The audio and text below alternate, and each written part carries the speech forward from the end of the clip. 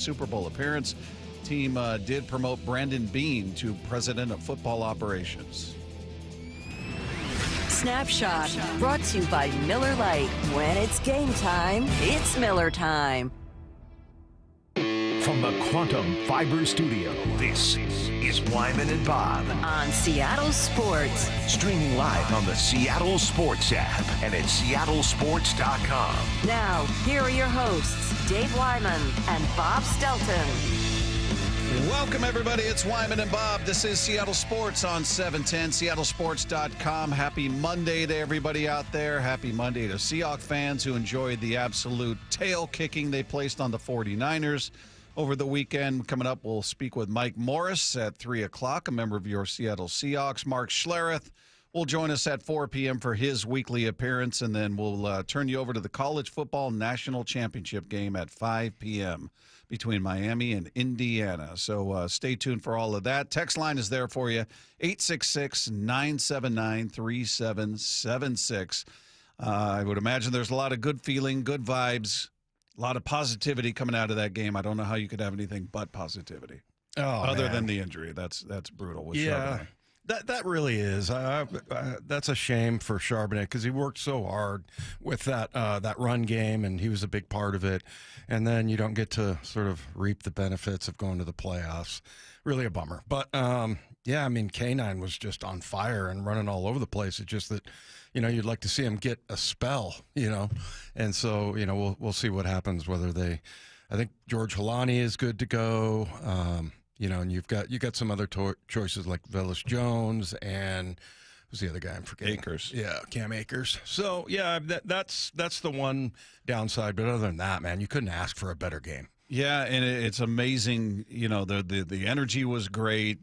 What was weird is driving there, I saw a lot of 49er jerseys. Yeah, and then once I got in the stadium, I saw them, but wasn't like the regular season. Would you say 90-10? Yeah, yeah, if that. I don't know if it was 10% even. And during the regular season game, seemed like it was 70-30, 65-35. There were a lot of Niner fans, so maybe there were more out on the streets, and maybe they went to, over there to Hatback or something to watch from the tailgate there. I'm not sure, but and the other thing too is that we're on the side of the press box, so we're looking across the field, and they put the majority of the Niner fans, or at least they bought tickets that were on right behind side. the bench. So yeah, that's what you were looking at. But if you looked down and in front of you, and it's not as great of a view or an indication, but saw just a couple red jerseys peppered in there. Yeah, and I would imagine they left that building in shame after they went out there and just got their faces rubbed in the dirt. They got big brother. They got bullied once again.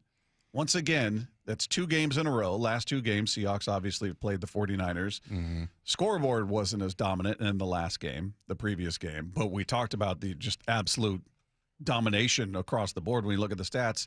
This time the scoreboard showed it, and they still dominated them. I mean, it was just they did nothing well, the 49ers. In either game, they did nothing well.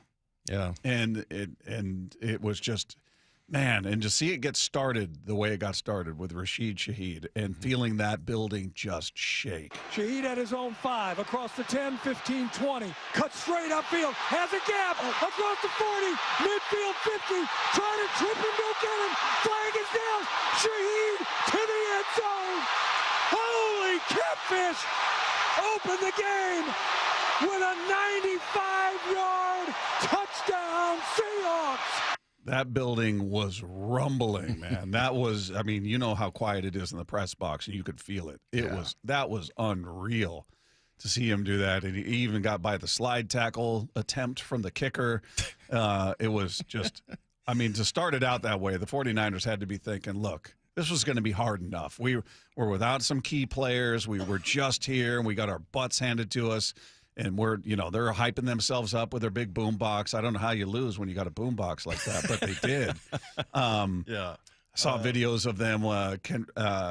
Who was it? Which player was it? Grabbed a sign from one of the Seahawks fans and ripped it up and threw it. And Trent Williams was flipping them off and all of that. And then you just got your tailpipe handed to you, buddies. Huh? Yeah. Enjoy the flight home. Love that. Rabel, awesome job there with that. But and I was so glad I was able to keep my excitement out of it. But, the thing was that the flag comes in. And, so I'm kind of holding my breath going, and so I looked over at the booth with all the coaches, and they were giving me the thumbs up because they had seen, I guess, the pathetic. Like I said, I'm going to start making fun of kickers again. That was so bad. Was it what he was trying to do? Why? That's not a tackle. Well, I get why he did it, because it's like, I'll take the penalty and save the touchdown. I'll take it. So on one level, I'm like, I get it. It was kind of a last-ditch look. I know I'm getting penalized. I know it's obvious, but at least it'll save the touchdown. Yeah, but he could have tackled him. And it would have been more effective if he hadn't tried to slide, because when you slide, it slows you down, and, at least get your head across the bow, man. Have you never heard that? No, probably not. So, yeah, that was pretty pathetic. And the fact that I heard Rashid Shaheed afterwards, he's going, yeah, man. I was like, why is somebody trying to kick me? Yeah. So yeah, it was pretty cool that you start off the game that way. And that's where the whole building just got on top of their sidelines. And then, at some point, I don't know if it was in the first quarter, where they start arguing, on the sidelines. Shanahan was letting Ronaldo Green hear about it. Still didn't really entirely understand that, but I think he took himself out of the game or something. But, yeah, it was just on top of them. And then the crowd, I think this is as dominant of crowd noise that I've heard probably since... Gosh, maybe Since the NFC Championship game, yeah, NFC Championship game against Green Bay. That was where you could feel the building rock, and that was that. What a great way! And just think if you're those guys, you're thinking, okay, we're kind of banged up. We're going to come up here though, but we got a lot of bravado. We're going to try to go up there and flip the script on this thing like we did in Philadelphia, and right off the get go, you give up the kickoff return, and that just gets the crowd entirely fired up. Yeah, to say the very least. I mean, it was brilliant. It was a brilliant way to start, to say the least. You got them on their heels right out of the gate. That crowd is in an absolute frenzy. It was just unreal. And then Rashid talked about that, how it felt to return that opening kick for a touchdown. Yeah, man. That was a crazy moment. Just built momentum for the rest of the game. Yeah, I don't know what to say. That was just a crazy experience. Shout out to Jay Harbaugh for putting us, all 11 guys, on the right page each and every week. So big shout out to him. So that was huge. The defense, once again, what do you even say? I just, we write recaps after the game, about, just a quick thought, couple of paragraphs. And I'm writing this thing, and it's up there on seattlesports.com. If you want to check it out, it's me and Salk and Brock and Lefko, and everybody writes their version of what happened. And I'm just like, I'm out of words. I don't know what to say about the defense. Brilliant, dominant, suffocating, mean, fast, physical. I mean, what's left to be said? They're unreal out there, and they had Purdy on. I give Purdy credit. He's faster than I thought he was. He's a good athlete. He did a lot of running in this game. They said he ran over 400 total yards, from sideline to sideline, and all the rushes. I think he ended up being the leading rusher, or tied for the lead, but he was all over the place. But Big Cat got him. Robinson stays in the backfield, slot to the near side, Pearsall the widest man. Now he moves inside into the slot. There's the snap to Purdy, who stopped. He gets in, he goes down, and it is Leo Williams all the way back at the 40. They were looking for the sack, and they got it. Leo Williams. 12:06 to play. The Seahawks take over in San Francisco territory with a 24-6 lead. It's hard to square that what you're watching when you see Leonard Williams. And I see the same thing out of Byron Murphy, where that dude is probably twice the size of Purdy, basically. And Purdy is incredibly elusive, and he really does have some good moves, escape moves, and everything. And to see a guy that big track him down, it's phenomenal to watch that. And I don't know, I don't think we'll ever appreciate how fast Big Cat is, because he's so big, it doesn't look like he's moving that fast, but he is. Yeah. I can't believe he only got sacked twice in that game. Yeah. I mean, he was under constant siege. I mean, he was running all over the place. He ended up he led the team in rushing yards. It was only 37 yards on 5 carries. He had an 18-yard run in there, but he was just doing a lot of running to stay alive, to running sideline to sideline, keep plays alive. I mean, he was under pressure. He was under siege, and it was such a smothering, just aggressive, violent defensive effort out there, and it was beautiful to watch. And Leonard Williams, after the game, just talked about what stood out about their defense. This defense is amazing. It's fun to play with them. Mike has this slogan, loose and focus, that he's been, instilling in this team since day one he got here. And I think that's really what has allowed this team to play so free, play so fast. And I think we just believe in one another. We trust in one another. And, regardless of where we're at on the field, when we take the field, I think we trust in ourselves. We trust in the guy next to us, and we get the job done. And it's amazing to not let them score. Yeah. That's really cool to hear a guy in his 11th year that he's talking about the things that coaches are saying. Like, it inspires him. It somehow, and I always say this about, like, the really good coaches, they say the right words. Mm-hmm. And so, saying loose and focused, that's perfect. That's perfectly said. Like, those are the right words. But for a guy who's been in the league 11 years and heard it from, a bunch of different coaches and been on a few different teams, and he's just buying in, and it's not so much like a commitment on his part. It's because it just makes sense to him. Yeah. And it's one thing if you hear the younger guys say that kind of stuff, but for the vets, for them the amount of buy-in has been phenomenal. Yeah, and they're all singing the same song when you hear them after the game, just sitting in that room listening to one after another. They brought a lot of people out, by the way, in the post game, but they all say the same things, man, and they all are about each other, and it's not any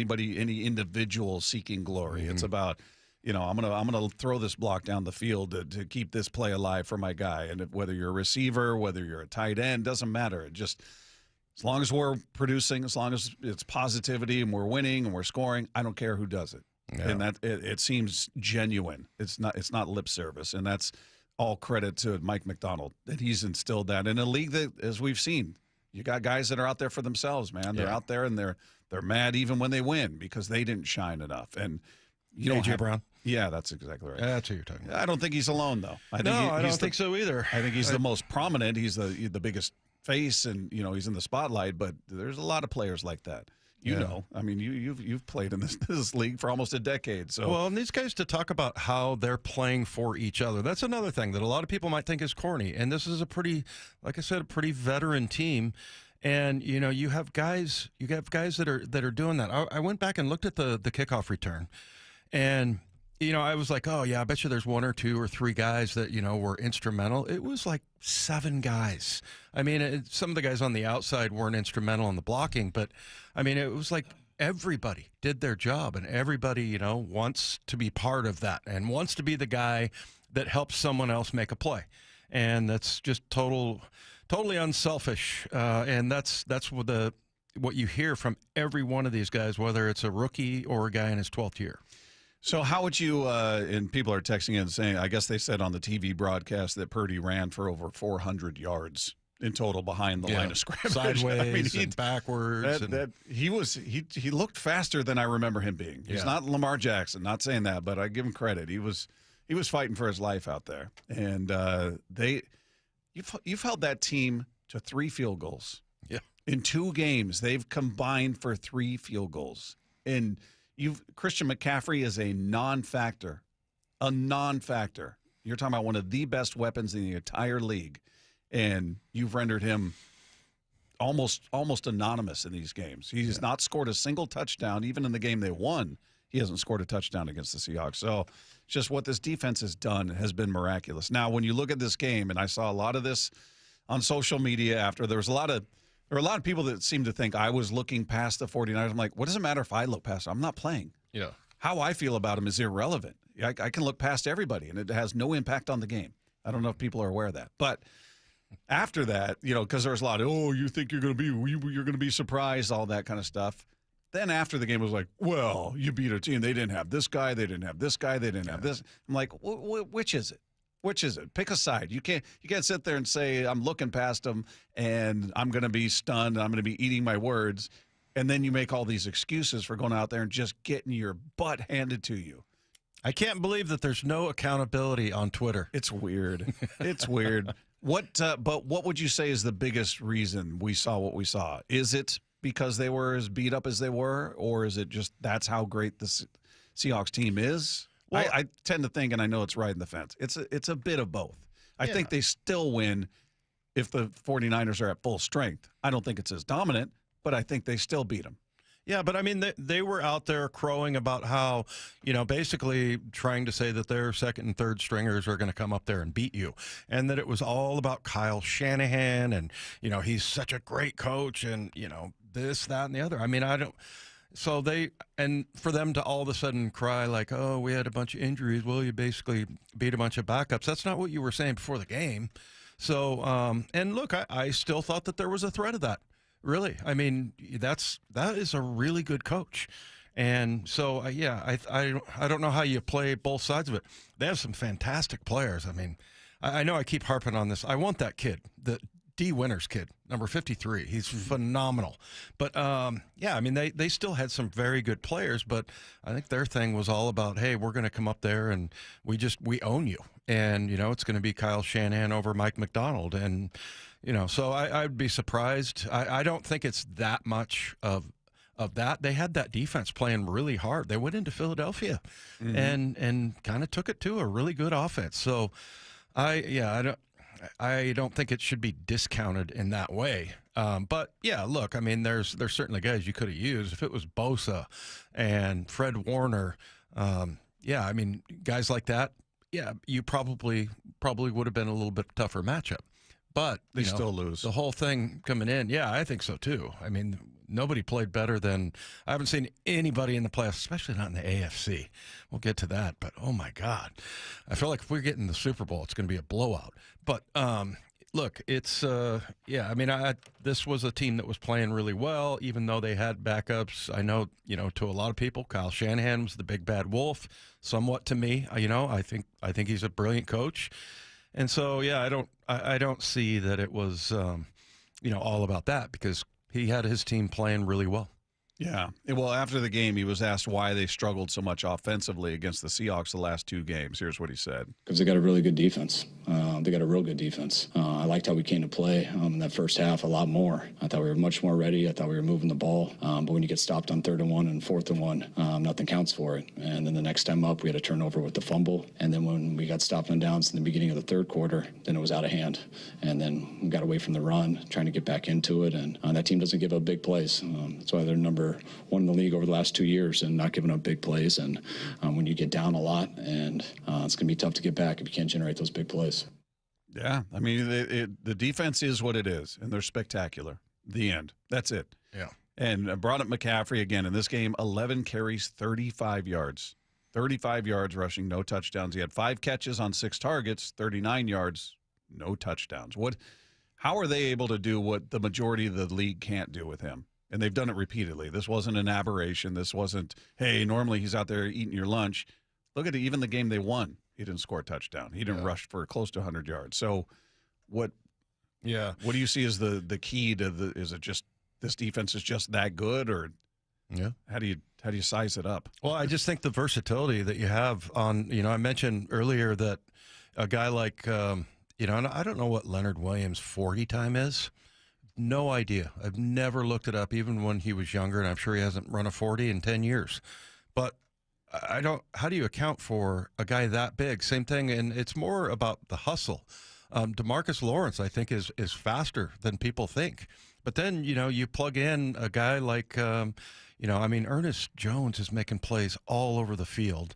Just the speed that those guys have, the versatility. You look at Nick Emanwari playing all 3 levels. And, I heard Mike Macdonald talking about that and how, it's like, if we can basically have nickel personnel in there and be playing like we're in base. Mm-hmm. And we can have dime in there and it's like we're playing nickel. They have an extra guy with, I think, all of the versatility that they have, whether it's Spoon, Emanwari, Leonard Williams. I mean, I'm not saying every guy is that way, but there's like a number of them that they add up to just more players. So that's really what it looks like on the field to me, anyway. So, yeah, it's a lot about Mike, getting these guys playing together and playing fast. Reaction Mondays are powered by the Snoqualmie Casino and Hotel. Let's take two. Well, Bills fired head coach Sean McDermott this morning, and then about 10 minutes ago, all the NFL reporters have mentioned that the Dolphins are closing in on hiring Packers defensive coordinator Jeff Hafley as their head coach. So we were down to 7 at one point, got up to 10. We're back down to 7 head coach openings after Harbaugh to the Giants, and then the Falcons hired Kevin Stefanski over the weekend. And that could be good news for Clint Kubiak because that seemed to be his landing spot according to the analysts and the guys that break news.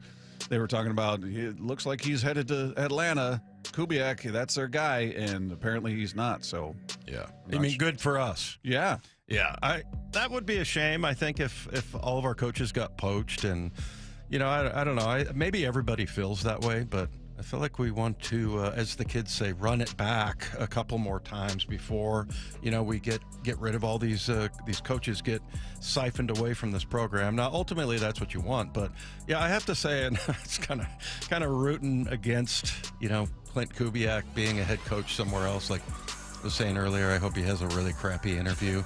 That's just selfishness. Coming out. You're a selfish person. I just would like to see more of an effect of this offense, and so that if he does get hired away in the next 2 or 3 years, that maybe there's somebody that's waiting in the wings that can duplicate that offense.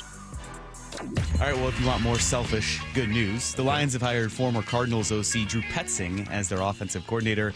It's relevant because that's the spot that Seahawks pass game coordinator Jake Peetz interviewed for. Then some other major OC news. According to all these national reporters, again, the Chiefs are close to bringing back Eric Bieniemy as their OC.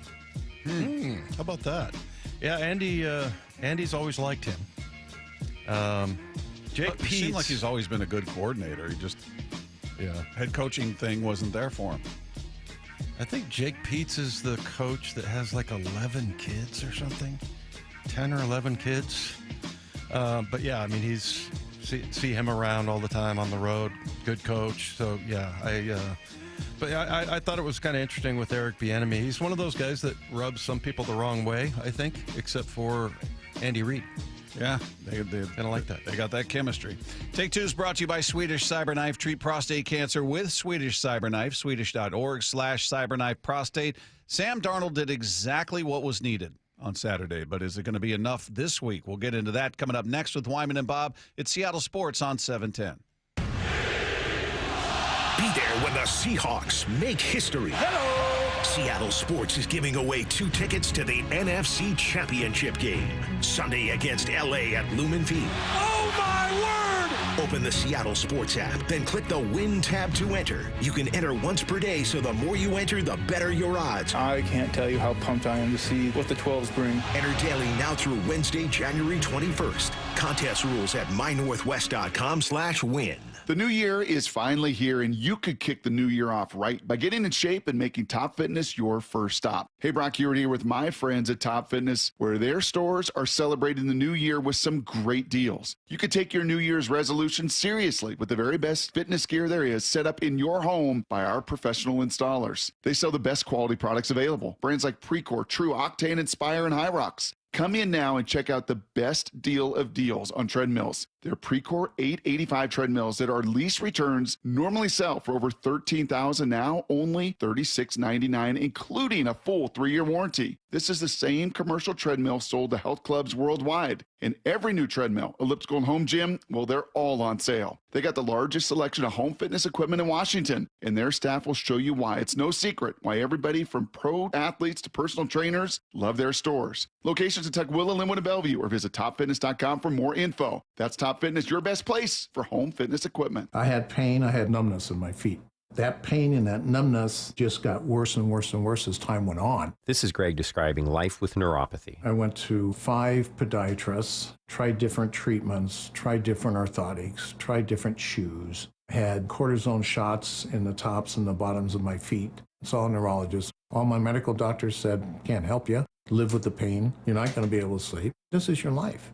And then I just gave up until I found Sound Pain Solutions. I'm Dr. Mark Shelley, a chiropractic physician and board-certified functional neurologist at Sound Pain Solutions. Our neuropathy treatments can rehabilitate damaged nerves. We use FDA-cleared, non-surgical, drug, and pain-free procedures that help neuropathy sufferers like Greg find relief. I feel better. I mean, just feeling better is huge. If you experience numbness, shooting or burning pains, or loss of balance, call us. Sound Pain Solutions, 855-996-0025, or click soundpainsolutions.com. Save $600 on windows and $1,500 on doors at Lake Washington Windows and Doors. Enjoy easy zero down, zero payments, and zero interest financing for 12 months, plus a lifetime installation warranty. Visit lakewashingtonwindows.com today. Our number one thing with them is always like, hey, welcome someone in and assure them that they're in the right place. We're going to take care of them. Lee Johnson Auto Family,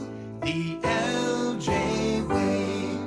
With Progressive's Name Your Price tool, you can choose the best coverage option for you. Because you know you. Like, you know that hiking isn't for you. Sure, it sounds nice to be in nature while exercising, but that's what a gym and houseplants are for. I mean, you don't even like walking upstairs. So why would you walk up a hill for miles? To what, end up high in the air? Come on, you know you're scared of heights. Only you know you. So get coverage options within your budget with Progressive's Name Your Price tool. Progressive Casualty Insurance Company affiliates. Price and coverage match limited by state law. This is the story of the one. As an HVAC technician, he and his digital multimeter are in high demand. So when a noisy office HVAC turns out to be a failing blower motor, he doesn't break a sweat. With Grainger's easy-to-use website and product information, he selects the product he needs to keep everything humming right along. Call 1-800-GRAINGER, click Grainger.com, or just stop by. Grainger, for the ones who get it done. The road to the Super Bowl runs through Seattle. Listen to the 12th man. And Seattle Sports on 710, the home of the Seahawks. That's another amazing run by Team USA. Mom, think I'll be on Team USA one day? Well, I'll take this one. Are you speaking to us? Yes, and to answer your question, anything's possible, especially with Xfinity. So, I can be the best snowboarder ever? Well, I can't guarantee that, but Xfinity can guarantee that your internet price won't change for 5 years. Okay. What if I practice every day? Then maybe you'll be snowboarding for Team USA at the next Olympic Winter Games. And Mom, you'll still be paying the same price for Wi-Fi. Ooh, really stuck the landing there. It's the Xfinity Gold Medal Celebration. Now through February 22nd, get our best price on gig Wi-Fi for 5 years guaranteed, just $50 a month. Plus, get Peacock Premium included for 2 years. That's a $10.99 value per month. Xfinity. Imagine that. Proud partner of Team USA. Restrictions apply. Requires paperless billing and auto pay with stored bank account. Taxes and fees extra. Actual speeds vary. Imagine finding your dream home and moving in right away. No waiting to sell your old place first. Sounds perfect, right? That's exactly what Orchard's Move First, Sell Later program lets you do. Buy your new home now and sell the old one later. Here's how it works. Orchard gives you cash so you can buy and move into your new home first, on your timeline. No waiting, no showings, no double moves. Then the Orchard experts take it from there. They handle repairs on your old home for you so you attract the right buyers. Once they're done, a local Orchard agent lists and sells your home for top dollar. Orchard's Move First program gives you the freedom to buy and move into your new home first and sell your old home later. Buy before you sell and get top dollar for your home with Orchard. Ready to find out how much your home is worth? Visit Orchard.com to get your free home valuation. That's Orchard.com. Wyman and Bob. From the Quantum Fiber Studio. Weekdays 2 to 7. On Seattle Sports and 97.3 FM HD2. Text line is there for you at 866-979-3776. You want to weigh in on what you watched over the weekend with the Seahawks, any of the other games, your feelings about the matchup with the Rams this weekend. We'll talk obviously more about that matchup as the week rolls on.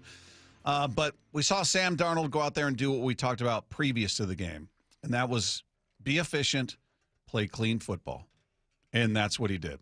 That's what you needed from him. He did not light it up. He wasn't electric. He wasn't throwing it all over. He threw for 124 yards.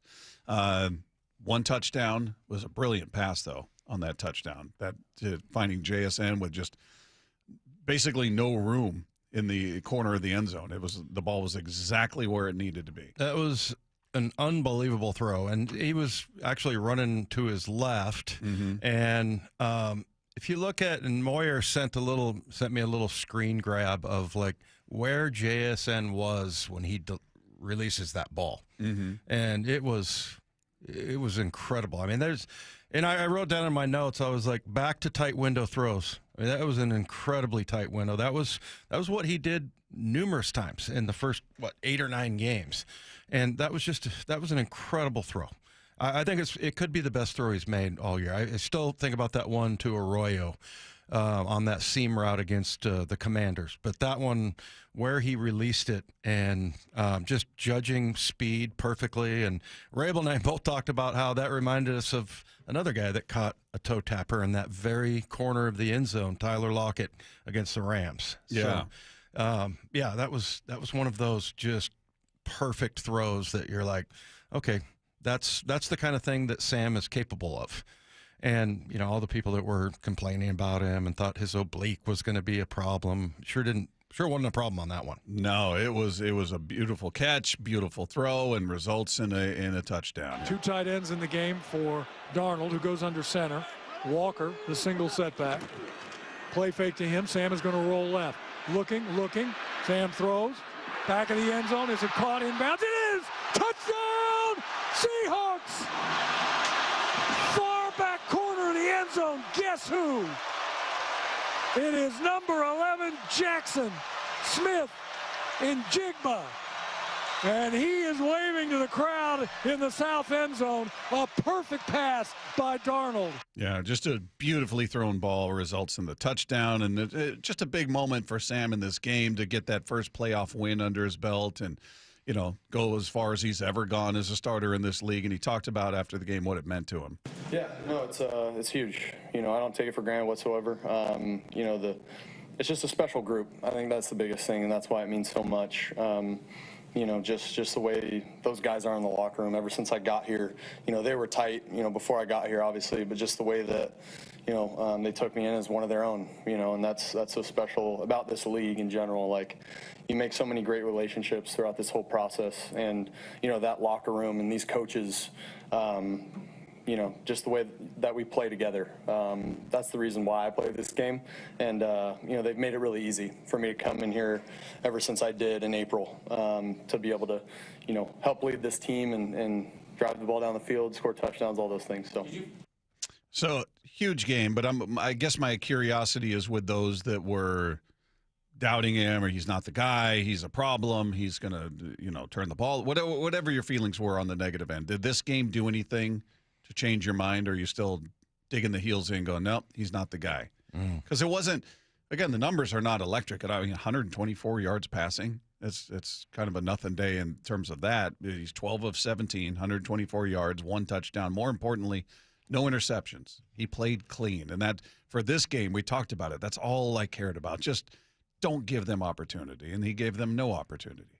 Yeah. He got sacked a couple of times, but other than that, that's often not on him necessarily, and I'd rather see that instead of interceptions. But I think he can be any kind of quarterback you want. Now, is he going to be the guy that's going to bring you back? Like, you saw over the weekend that ridiculous throw by Caleb Williams, and you just think that's like a fantasy. Like, there's no way that he is able to complete that pass. Yeah. And he just does. Like, he's magical that way. But, Sam is perfect for this team.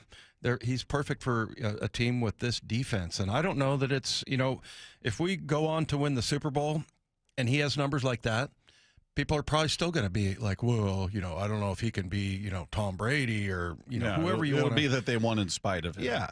Yeah, or because of that defense, or because, and I don't know, he's made too many really talented, good throws. We talk about those teams that are, that have quarterbacks that are brought along because of their run game, because of their defense. But those guys don't have the talent that Sam has. That throw to JSN cannot say enough about that. And so that's exactly what I thought. I was like, oh man, and he can do that. He can make those kinds of plays. But they just went away for a while. He had a stretch there where that wasn't happening. But I think he can be the guy. But I don't think he's going to have to. Especially, well, we'll see this weekend. But, especially I think if they get in the Super Bowl, I think that this is a team that's going to overmatch almost anybody they face. Yeah. 206 says, guys, why wouldn't you want a great quarterback with this defense? Why is a quarterback perfect if he's average because the defense is great? You love a great quarterback. And I think Sam's a very good quarterback. I don't think he's great. I think he's very good. He's had great moments. That was a great pass.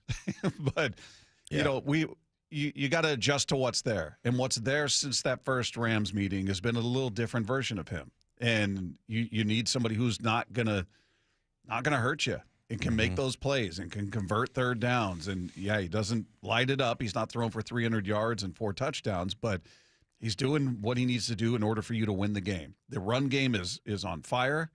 The defense has just been what it's been virtually every single game, save for 2 this season. He doesn't need to throw it all over the place. Now that leads to, what's your level of faith should he have to? Because the last time the Rams and Seahawks got together, it was a bloodbath. It was a shootout. I mean, Rams put up almost 600 yards of offense. Gave up the most yards in the history of this organization. 50 years. Had never given up that many yards. And it was, oddly enough, this defense that did it, which is weird. And the Seahawks end up winning that game. But there were some turnovers in there. They were able to score a lot of points. Can he be both? Can he be productive if he has to be, in the way of piling up yards and multiple touchdowns and play clean? Yeah, well, he did in that game, but it's hard to believe that that's the defense that gave up 236 yards against the San Francisco 49ers. Yeah, where'd they give up 581 or something like that? It was 581 because I was part of the record of 580, and damn, I wish that hadn't been busted. That was going back to like 1988 against the San Francisco 49ers, actually. Yeah. But it was Joe Montana, Jerry Rice, Roger Craig. But yeah, I think he's good enough to win games. So, and I think he's learned a lot this year. He started off really hot, and I think he can be that guy. Obviously, he made one of those tight window throws the other night for the touchdown. But if he doesn't have to, hand the ball off, I'll be fine. If he goes 12 for 17, 124 yards and a touchdown with 0 interceptions. And they win? And they win the Super Bowl, I'm going to think he's a great quarterback. Let's sign him up. Yeah. We can win with Sam. Yeah. Yeah, you can win with that performance with this defense. That's exactly what we talked about going into this game. It's just play clean and be efficient. And that's exactly what he gave them. So I'm not trying to make the case that he's Lamar Jackson or he's Patrick Mahomes or he's amongst the elite. He just did exactly what you need him to do. I just want to know that should the defense get put in a tight spot, maybe the Rams start doing what they did last game, he's going to be able to help, carry the load on offense. Yeah, well, and look at what happened over the weekend. To a team that has a really good defense, and C.J. Stroud, what did he throw, 4 picks, or was it 5? 4. He had 5 fumbles the week before, lost 2 of them. It was like he'd never played quarterback before. I couldn't believe what I was looking at. And he's been bad. Yeah, just terrible. But look, they have a phenomenal defense, and I think they were second in scoring at the end of the season to the Seahawks. So, yeah, that's you'll take Sam Darnold any day. Houston fans, they would take us straight up, or maybe you'd have to sweeten the pot to get rid of C.J. Stroud. Look, I don't wish the kid any ill will. I thought he was really good as a rookie and everything, but he did have a good rookie year when you look at the numbers. Yeah. Very good. But it's kind of gone the other way since. Yeah, that's what can happen. So, I'm sure the defense was just sitting there going, man, I was part of one of those defenses when I played in Denver. Elway was just killing it, and we just gave up so many yards. It was unbelievable. I think I've told the story in the playoff game where he's like, just stop him one time, please. Just please. Just once. Help me. Yeah, help me. Help me help you. So, yeah, that's what you get if, you're a really, really good defense, can't do anything about what, quarterback play. And you saw that happen the other day against the Patriots with the Houston Texans. How much does the Seahawks rushing attack change without Zach Charbonnet? We'll get into that conversation coming up next with Wyman and Bob at Seattle Sports on 710. One win away from the Super Bowl. You stacked plays. It started with a 95-yard. Shaheed to the end zone. Holy catfish. We play our style of play. Games can look like this often. The table is set for the NFC Championship game. Sunday at Lumen Field against the Rams. Kickoff at 3:30. Job's not done. We're going to do the same thing. The road to the Super Bowl runs through Seattle and the home of the Seahawks. Seattle Sports.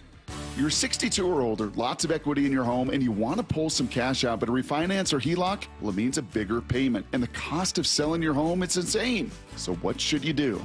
Hey, Brock Ewart here for Tila Mortgage. You don't need to live at a lower standard than you deserve. You really got three options. Number one, sell your home. Two, get a HELOC or refinance. Or three, get a reverse mortgage. Tila has done the analysis and believes that a reverse mortgage is the most cost-effective way for seniors to get cash out of their homes without selling and having the option of no monthly mortgage payment. Too good to be true? No. Call today and let's compare. Tila, spelled T-I-L-A, is a name you can trust for truthful, honest, and ethical advice for all your mortgage needs. Give them a call today. 206-766-8888. That's 206-766-8888 or TilaMortgage.com. Insurance and property taxes are borrower's responsibility. Tila Mortgage LLC is a mortgage broker. NMLS 2472046. Febreze. New Febreze Air Mist has 50% more odor fighters and up to 30% more fragrance than the old formula. So now you can take on 100% more stinky odors, like sweaty gym bags, greasy cooking smells, and the after effects of the dog rolling around in something. Just spray, and new Febreze Air instantly restores just clean freshness. Smell you later, odor. Breathe happy, Febreze, la la la la la. This message comes from Viking, committed to exploring the world in comfort. Journey through the heart of Europe on an elegant Viking longship with thoughtful service, destination-focused dining, and cultural enrichment on board and on shore. With small ships that bring travelers closer to the destination, there's more time to explore. And every Viking voyage is all-inclusive, with no children and no casinos. Discover more at Viking.com. It's the Clearance Savings Spectacular at Olympic Hot Tub. We're slashing prices on hot tubs, saunas, and swim spas. Even bigger savings on floor models. Plus, no interest through 2031. OlympicHotTub.com. Better you, better life. Guys, low energy, low drive, or strength not what it used to be? For many men, it's low testosterone. At Revive Men's Health Washington, start with a free T-check exam and consultation to get real answers. And this month only, qualified patients may receive 25% off testosterone replacement therapy. Call 206-529-1111 or visit ReviveMen'sHealth.com. Terms apply. Must medically qualify. At Chain Company, we've been engagement ring experts for almost 100 years. We have the largest selection of diamonds and gemstones in stock. You don't have to wait to compare them side by side. Find the one that speaks to you at shaneco.com or in store. Shane Company, your friend and jeweler. Be there when the Seahawks make history. Hello! Seattle Sports is giving away 2 tickets to the NFC Championship game. Sunday against LA at Lumen Field. Oh my word! Open the Seattle Sports app, then click the Win tab to enter. You can enter once per day, so the more you enter, the better your odds. I can't tell you how pumped I am to see what the 12s bring. Enter daily now through Wednesday, January 21st. Contest rules at mynorthwest.com/win. The road to the Super Bowl runs through Seattle. Seattle is going to win this football game. And Seattle Sports on 710 and the Seattle Sports app. Endless hours of research, seeking referrals, dozens of calls. Hiring the right attorney can be a challenging process during an already difficult time. J.P. Pendergast with Pendergast Law explains. In Washington State, Tom, there are thousands of attorneys to choose from. Referrals and online research can be helpful, but discovering the right attorney requires a conversation. It can be hard to identify integrity and authenticity without that interaction. So, what do you recommend? We encourage anyone looking for personal injury representation to call for a free consultation with our team before making a decision simply based on referrals or online research. Accident victims need an attorney that listens, demonstrates honesty, and is genuinely understanding of their unique circumstances. The care, attention, and preparation that our firm provides throughout the case mirrors the effort involved when taking on the insurance companies. Save time and avoid mistakes after an injury. Contact the caring and compassionate team at Pendergast Law. If you or a loved one has been injured in a car accident, call Pendergast Law. We can help. How about a simple New Year's resolution, one that even I was able to achieve? Reverse the clock on hair loss with Advanced Hair's simple one-day FUE treatment. You'll feel more confident and more youthful when you witness your own natural hair growing into those places that have been balding or thinning for years. I'm surprised and relieved every time I look in the mirror. You need to know what that feels like. From Advanced Hair's breakthrough technology to their highly experienced team, there is no one I would trust more than Advanced Hair Restoration. I experienced their exceptional standard of care firsthand. Your comfort and your results are the top priority of the entire Advanced Hair team. Celebrate this new year with a fuller head of hair and get a free consultation, $250 off, and 250 free hair grafts. Call 425-449-8185. That's 425-449-8185. Discover what meeting your resolutions could look like with the before and after pictures at advancedhair.com. Wyman and Bob. Weekdays 2 to 7 on Seattle Sports and 97.3 FM HD2. Coming up at 3 o'clock, Mike Morris of your Seattle Seahawks will join us on the program. Stay tuned for that conversation. We'll have our weekly conversation with Mark Schlereth at 4 p.m. today. That's always can't miss radio, so make sure you tune in for that. And then at 5 p.m., we'll turn you over to the national championship game between Indiana and Mike Lefkoe's new beloved Miami Hurricanes. It's all about the U. Add another team to his list. How'd this happen? I mean, it's week by week. So I dropped Oregon after they failed to get the job done. Oh. Yeah. So, yeah, you're a Purdue fan, so that makes you hate Indiana. Is that right? That's how rivalry works. Okay. Yeah. I'm just trying to keep. Wow, that was pretty snarky. Yeah, I was just trying to keep track of all the teams there. Smart guy. Wow. You're That's right. all. Add one more, the U. Okay. Do you have any gear? No. I was thinking about that. I was like, what could I rock to show my Indiana hatred? I was listening to the color analyst who I guess has been doing Miami football for forever. Would you happen to know who it is? No. I heard him on some. What kind of fan are you? I know the play-by-play guy. I think his name's Joe lover are you? Zagacki. Maybe he is the play-by-play guy. Anyway, he was just making the case for Miami, and he almost sold me. Almost. So I'm looking for a good game because I really don't give a crap. I'd like to see Indiana win. Would you? Yeah, come on.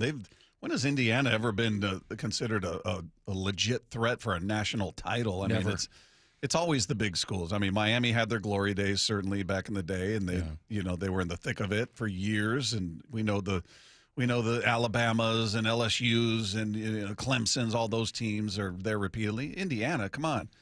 Yeah, if you go back and look at the history of their program, not good. No bueno. I want them to win. Maybe back in the 30s and 40s if you're Bob Condotta and you go back that far. Yeah, when you were 19, 20 years old. But it's.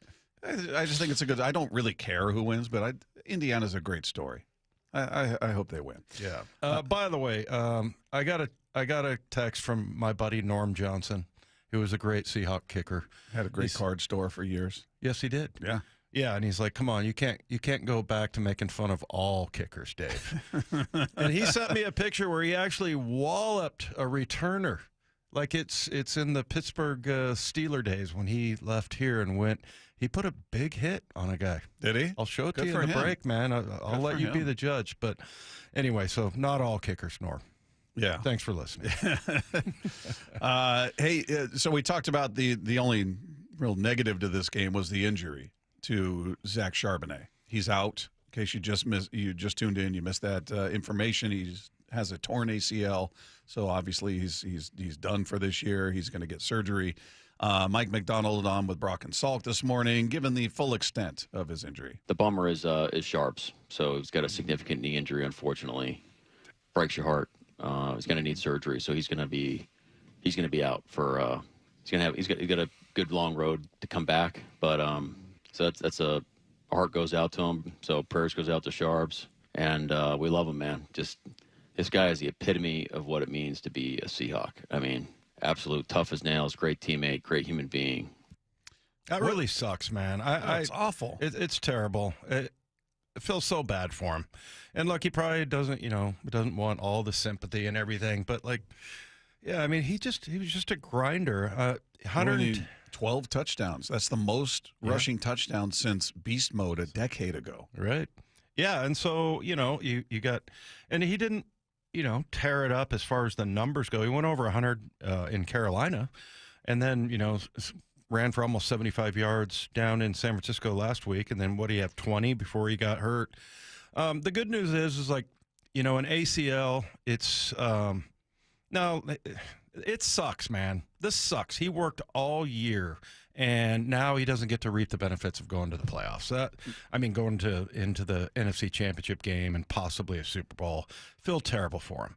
But the good news is that he can, get that done, and, probably easier said than done, but you can rehab that injury and you can be back pretty quickly these days. I saw the walking, living epitome of that in the hallway. Frank Gore. Yeah. Walked right by him. Oh, you did? Yeah. He was there at the game. Oh, man. I wish I would have gone over and talked to him again. He had that same look on his face. He wanted to kill you? Yeah, I just nodded. He gave me a nod, but he just had that stoic, like I took something from him. But, yeah, I mean, that's a guy who had both ACLs destroyed, and he played had a very long career. I asked him that, too, when I went down there when I was being fanboy. I told him he was a bad mofo. And then, I asked him, you had 2 ACLs, right? He's like, yep. And I was like, man, He had him in college, didn't he? I think one was in the pros and one was at Miami. But man, for some reason, I thought he had 2 in college. We can look could it it up. be? But you might be right. That's what makes it, to me, even more spectacular. Exactly. Well, that anybody would even sign him, Yeah. So, I mean, that's something you can come back from pretty it's not as big of a deal as it used to be. So, yeah. I mean, when's the last time you heard of anybody's career ending in any sport because of it? I mean, it just... Remember that disgusting injury that Nick Chubb had? Yeah. I mean, that looked like, okay, that guy's never going to even walk again. And, yeah, he's back playing. He's back. Not quite what he was, but he's back playing NFL football. So it was weird. I went back and looked at that play a number of times. I didn't really see the ugly moment. For Charbonnet? Yeah. I didn't either. I was actually surprised that it seemed so bad. I was like fully expecting he was going to get up, hop up, and no big deal. And then it was going on, and you're going, okay, something's not right. I hope that there really wasn't one, because that just causes more damage. The more it looks ugly and everything, there's going to be damage around there and affect the surrounding parts of it. And if it's just that, then but I just loved the 1-2 combination that they had there. And so now maybe it's George Halani. He's good to go.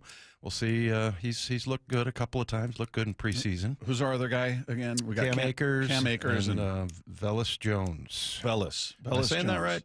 Or is it Velus? Velus? V-E-L-U-S. I think it's Velus. I don't know. I think I've heard it Velus. Yeah, so we'll get familiar Trust with you guys him. over myself here. Yeah. Well, it makes you miss Kenny McIntosh too, right? Oh man, poor kid.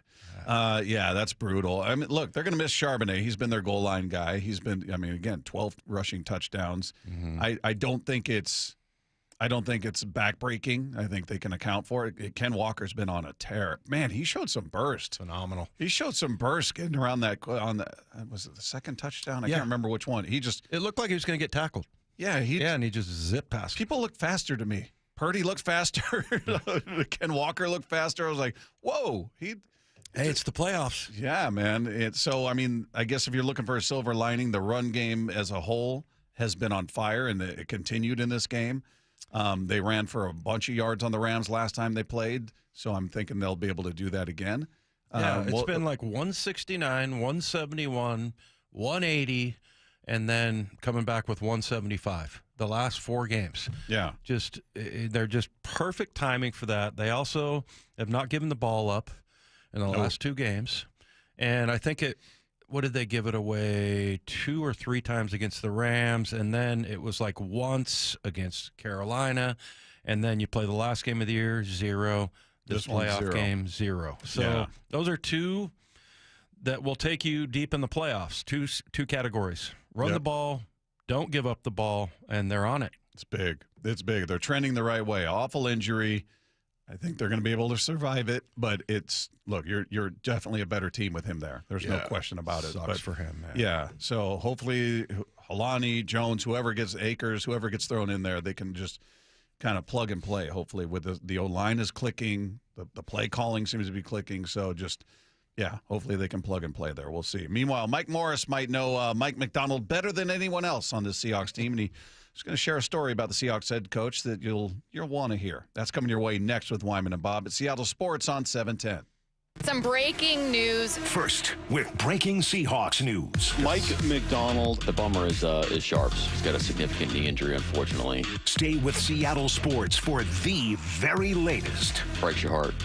He's going to need surgery, so he's got a good long road to come back. Get instant, up-to-the-minute breaking news alerts from the Seattle Sports app. Is a torn ACL for Zach Charbonnet. Yeah. And SeattleSports.com is the place for reaction and analysis. And we're streaming live on the Seattle Sports YouTube channel.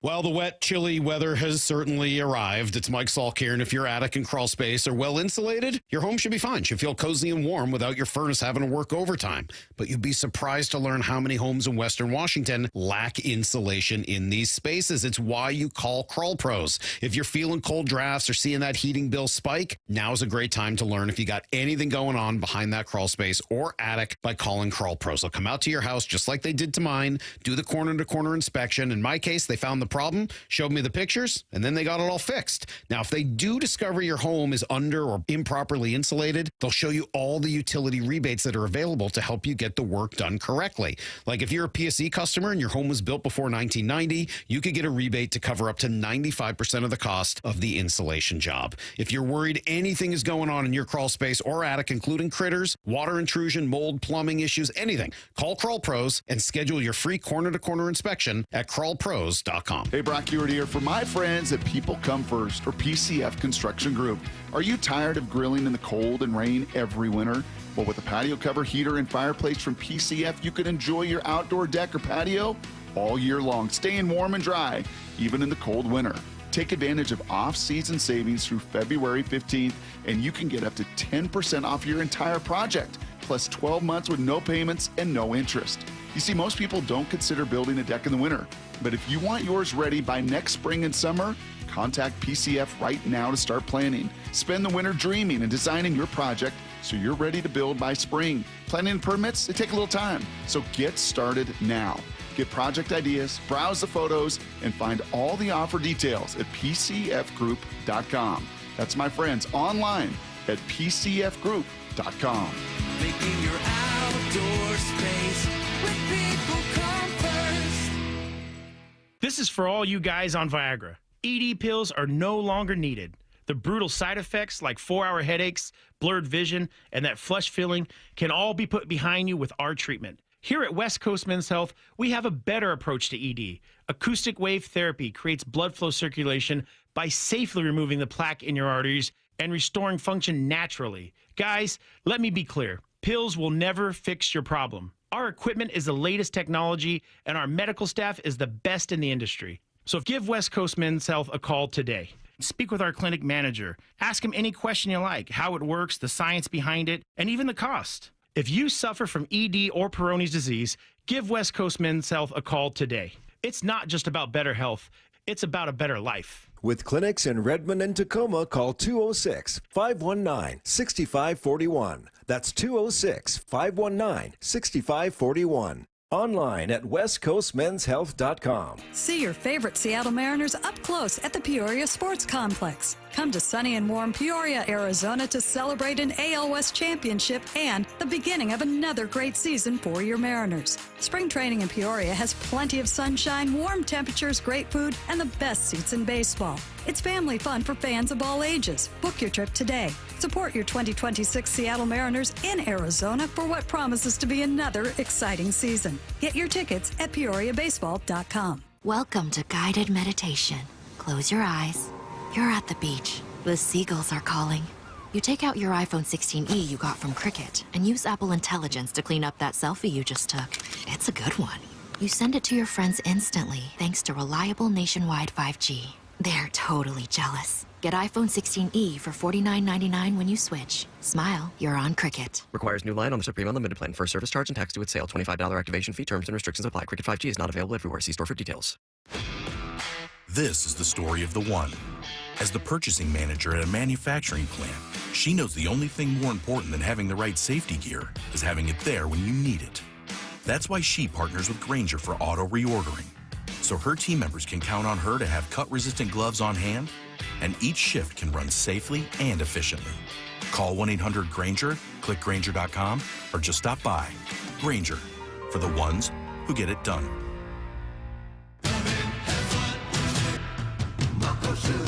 Start having fun. Caesar Sportsbook at Muckleshoot Casino Resort is your #1 place to eat, drink, watch, and have fun. Keep up with your favorite sports anywhere and everywhere on property with the mobile app. Visit muckleshootcasino.com today. Scan the QR code and let the play begin. Muckleshoot. Let's go! This is Seattle Sports. Streaming through the Seattle Sports app. KIRO AM Seattle. KIRO FM HD2 Tacoma. Home of the Seahawks, Mariners, and everything Seattle sports. Seattle Sports Snapshot. More coaching news happening in the NFL. The Buffalo Bills fired head coach Sean McDermott today after another season that failed to end in a Super Bowl appearance. The team did promote Brandon Beane to president of football operations. And then you look over at the Dolphins, and they've got their new head coach. They're hiring Green Bay Packers defensive coordinator Jeff Hafley to become their next head coach. That, according to Adam Schefter. He interviewed with the Dolphins for a second time today, and apparently that's good enough. He's going to be their guy. Snapshot, brought to you by Miller Lite. When it's game time, it's Miller time. From the Quantum Fiber Studio, this is Wyman and Bob. On Seattle Sports. Streaming live on the Seattle Sports app and at seattlesports.com. Now, here are your hosts, Dave Wyman and Bob Stelton. Well, it was a big game, and it was a big result. The 49ers get their tails kicked by the Seattle Seahawks, who are now playing for the right to head to the Super Bowl. One game left to face against the Rams this coming weekend. We get a chance to speak to a member of this suffocating defense. He is with us in our Seahawks Player Spotlight, brought to you by 3 Tree Roofing. Mike Morris is here with us. Mike, how are you, man? Man, I'm doing great. I'm doing amazing. Hey, give us a sense of what it was like to be on that field with that crowd, because I was in the press box, so it's a little muted. You don't hear it, but I could feel it out there, especially right out of the gates with that Rashid Shaheed return. What was that feeling like out there? Man, I woke up in the middle of the night. What was that, Sunday? I really couldn't go to sleep because I was just thinking about the game. Man, I was on the field with that return, and I was like, in the middle of the field, I'm just looking around from the smoke, from the cannons that was going off, and just the fans. It was a feeling I will just never be able to probably emulate ever again. It was just electric. That's awesome that you took it all in, Mike. And tell us about that return. I mean, it looked like, I was trying to single out one guy, like, oh, this guy got a good block, or this guy got it, but it was like everybody. I mean, that was a pretty phenomenal return. It was just body on a body. Yeah, it was crazy because it was actually supposed to hit on the opposite hash, but it just didn't work out like that, man. It just saw a hole. I feel like everyone just blocked it up perfectly, saw a hole, and actually my guy was supposed to tackle him, but he wasn't supposed to be there in that moment. But she broke the tackle, and I feel like as a kick returner, you have to break at least one to two tackles in order to get a big return. And broke it, and then he just didn't look back. And I was like, and I saw the ball was spinning perfectly. I was like, this is going to be a touchdown. And then for the moment, I just heard the crowd roar, and then just started running. I feel like you laid a big hit on somebody in that game on special teams, did you not? Oh, yeah, I did, yeah. Yeah, is it more satisfying when it's a 49er or a Ram?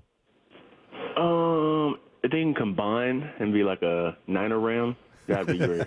That'd be great.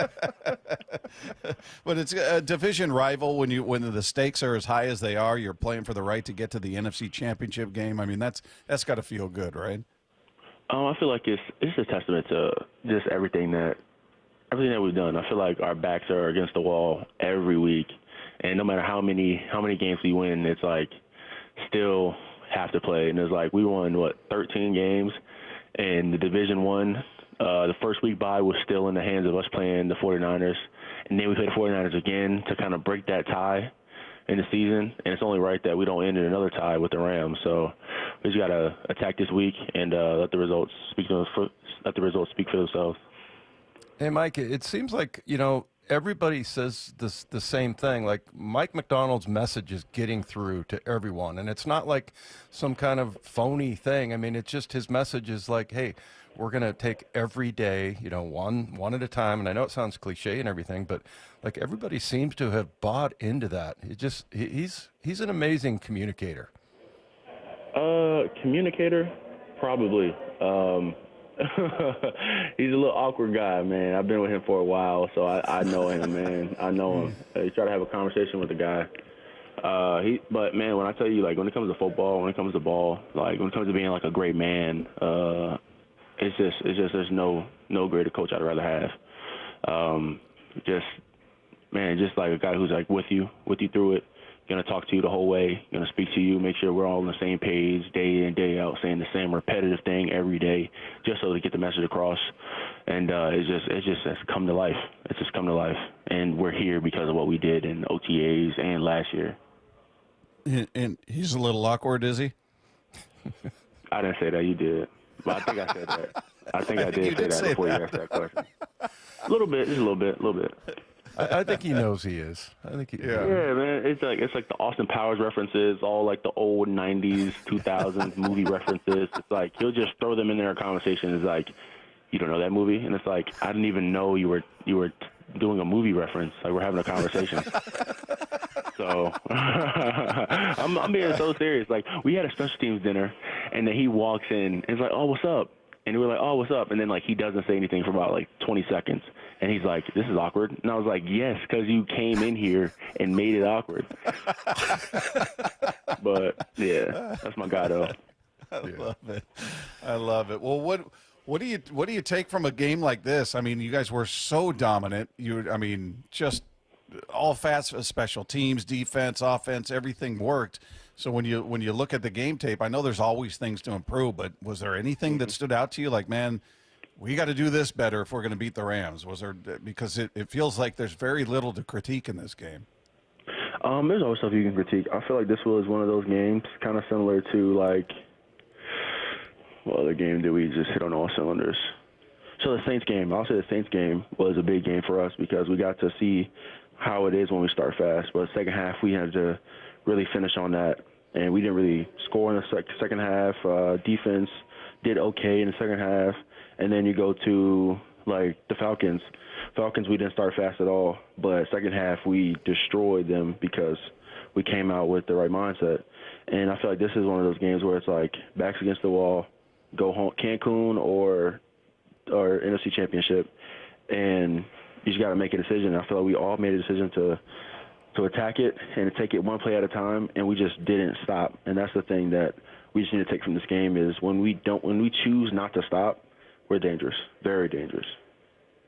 Hey, tell us about who you've learned from the most, Mike. I would guess probably Leonard Williams, just because you're both incredibly versatile. You can play anywhere along the line. Is he the guy that you look to for the most advice?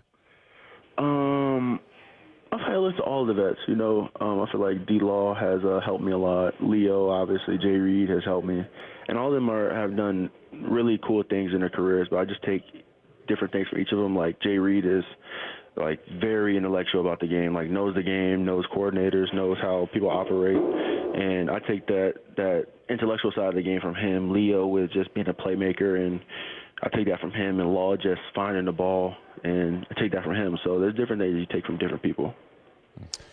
Mike, are you a believer in momentum? Because we've got some guys that have played the game that we talk to that believe in it, and we've got some guys that played the game that say it's nonsense. They don't believe it. Are you a believer in momentum? I mean, when she takes it 95 yards on the first play, and you look at their sideline, look at their fans, like, you can't tell me there's not a thing as momentum. You just can't tell me at all. It's like when the Cavs were down 3-1 and they won Game 5, and they won Game 6, and they were like, bro, like, they're screwed, they can't win, and they had all the momentum in their hands, and they steal the game in Game 7, and it's no different. Like, when someone just stacks plays off of one play, like that first kick return, like, gave the defense so much juice, and then the offense so much juice, and then we just didn't stop, and we just didn't relent. Hey, Mike, obviously you're going to look at plenty of Ram film coming up this week, but did you watch the game last night? And do you watch the games on TV and just kind of look at it as a fan, or are you trying to break things down, or are you just waiting until you get into the film room?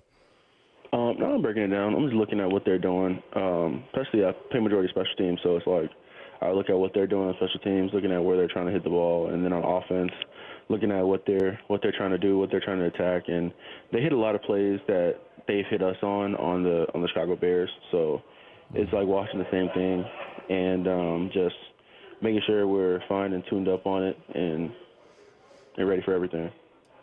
What is it about them that, I mean, obviously they're a talented team, they're very good, but this defense has been beyond good this year. Talking about the Seahawks defense, they've had two blips. The game against the Bucs and that game against the Rams where they put up 500-plus yards. What is it about them that was it just an off day defensively, or are they just something it's tough matchup? How do you view the Rams and what they were able to do? I mean, I feel like the difference of it is we just had to eliminate those explosive plays, and when we didn't, they scored. But if you really look at that first Rams game, they put up a lot of yards, but the yards really didn't match the points. And so that's the point that we're trying to make, like, bend, don't break mentality, live in a death zone. When they got in the red zone, they didn't score. On fourth and 1, 4th and 2, they didn't score. We defended the blade of grass, and we ended up with having an opportunity to win the game still with 500 yards. We missed a field goal from, 60-yard field goal. So, like, those are the things that people look at. You don't necessarily look at the stats. You look at the stats. The stats will tell you a lie sometimes, And because 500 yards, you should have 20-30-plus points than the other team, but it didn't look like that. And against let's eliminate the Bucs. The Bucs game they had a great game plan. They had a good game plan. A lot of screens, a lot of trick-em-dick-em stuff.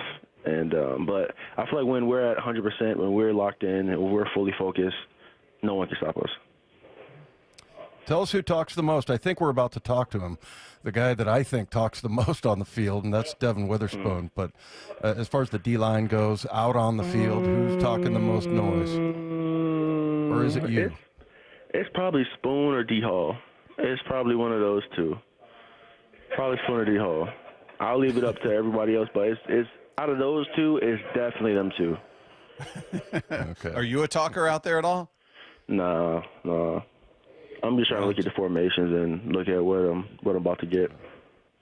So if somebody's on the other side of you talking smack, you just kind of ignore them? Yeah.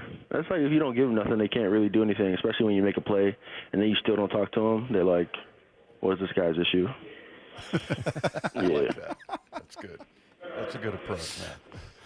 Well, man, Mike, that was a fun game to say the very least for the fans, for the media, everybody out there. Just electric what that atmosphere was, and hopefully we'll duplicate that this coming weekend. The Rams, one game away from the Super Bowl, so it's a big one. We wish you the best, man. Thanks as always for taking time with us. All right, man. Appreciate you. Thank you. There you go. There's Mike Morris of your Seattle Seahawks. The Seahawks Player Spotlight is presented by 3 Tree Roofing. I got a new phrase to add to my vocabulary. Trick 'em? Yeah. He is a very entertaining dude. Really, he put a big hit on somebody on one of these yeah returns. He did. It was I I want to say, was that a kickoff return? I can't remember. We I did just kick remember off a lot. going, who did that? Who was that? And then Yeah. we look up, oh, that was Morris. Yeah. You know, from the press box, it's hard to see some of those guys. You just see somebody get flattened and looking at the pile, and he gets up, and it's like, okay, nice. Maybe it was a kickoff return. Anyway, yeah, because I talked to Brandon Peely. He's not running down on kickoffs anymore, or we did. So, yeah, but Mike Morris, I love that. He's got a great personality. He's very versatile. I keep waiting for him to show up, and kind of, maybe this will be for him. Was it coming up on his third year? Yeah, because remember it was him and Olu back to back, both Michigan guys. And yeah, he was excited they took Olu, and yep. So and I think he'll get there. I would say this: it's a hard group to break into. I mean, you got some really good players. I mean, Brandon Peely has played really well. Riley Mills was inactive. I was kind of surprised by that before the game, but they've got some really good defensive linemen. So I think for Mike Morris, I think it's great that he is as versatile as he is, because he obviously runs down on kickoffs and on kickoff returns. So, but yeah, he's probably most like Leonard Williams in that, he can line up outside, he can line up inside, so versatile. Meanwhile, we were talking all about, Sam Darnold and getting his first playoff win, how big that was. Kind of forgot this is Mike Macdonald's first playoff game as a head coach. So he goes out in his first game and gets a win, a dominant win, just throttles the opposition out there. And he talked about after the game, and he was talking with Brock and Saul about just not letting the moment become too big for himself or the team. I'm thinking about like the way the locker room felt, and it was just, like it's I don't want to discredit or like discount the word, but it was the same. Guys were into it. Guys were ready to go. We weren't too high, weren't too low. The atmosphere was off the chain, but like I think you got to let that like feed in into like you channeling what you need to do. You can't let it get you out of whack. And I think our guys did a great job of that. Loose and focused. He's not a kid by any stretch, but he's just for a young guy who's experiencing that for the first time. He just speaks like a guy who's been there for years and years. Mm-hmm. He does nothing about the season.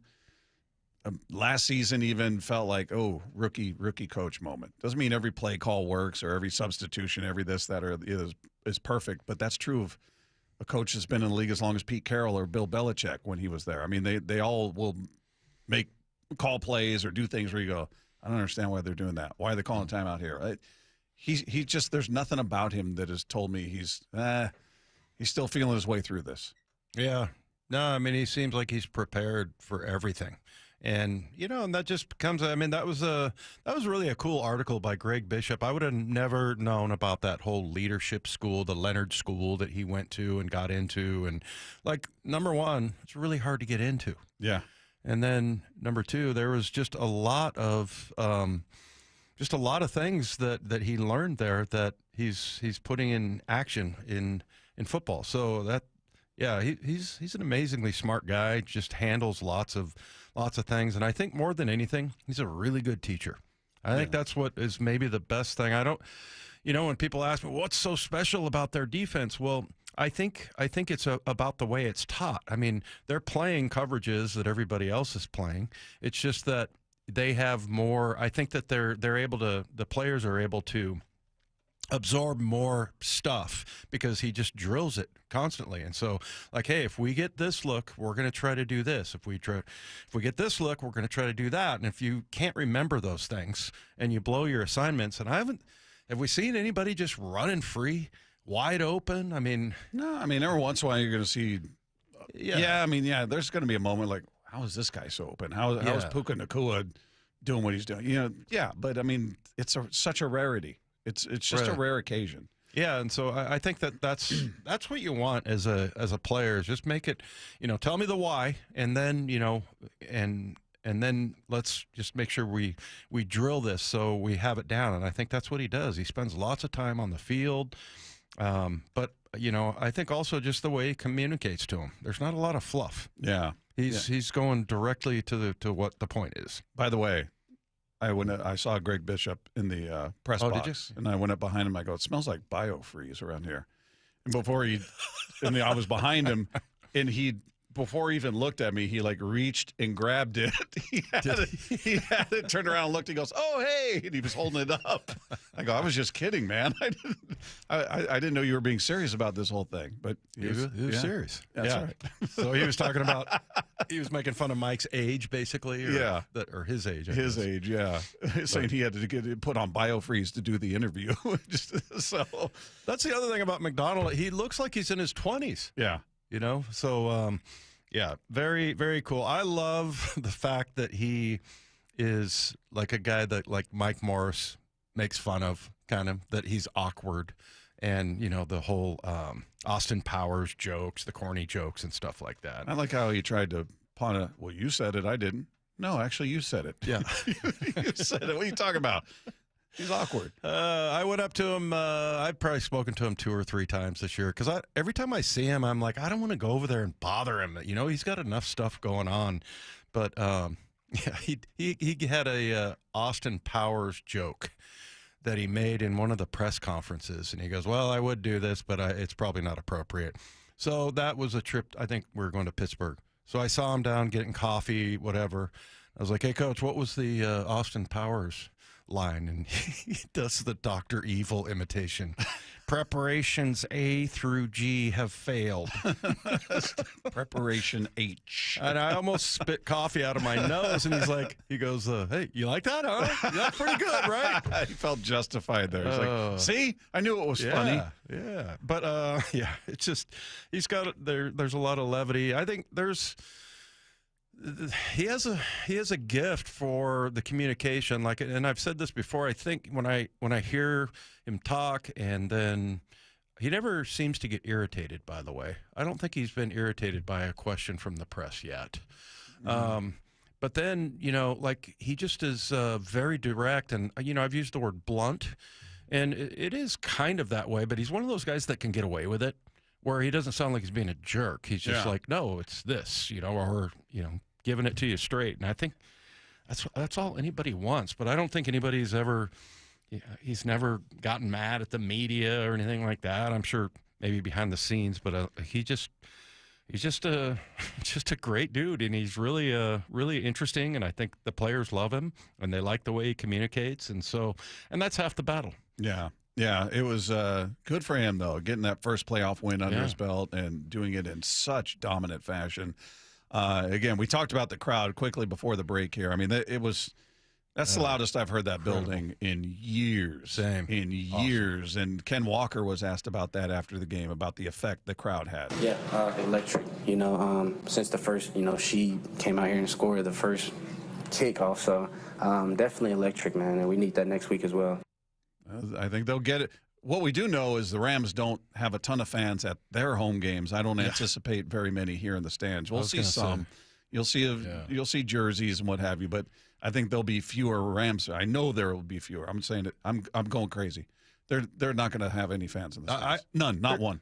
Well, I'll tell you what, there'll be a few, but I would say the least in the entire NFL. Yeah. Because remember last year there was a game that Pittsburgh came to town. Yeah. My God, it was like 90-10 Pittsburgh fans. Yeah. In L.A. So they just don't have a super loyal fan base.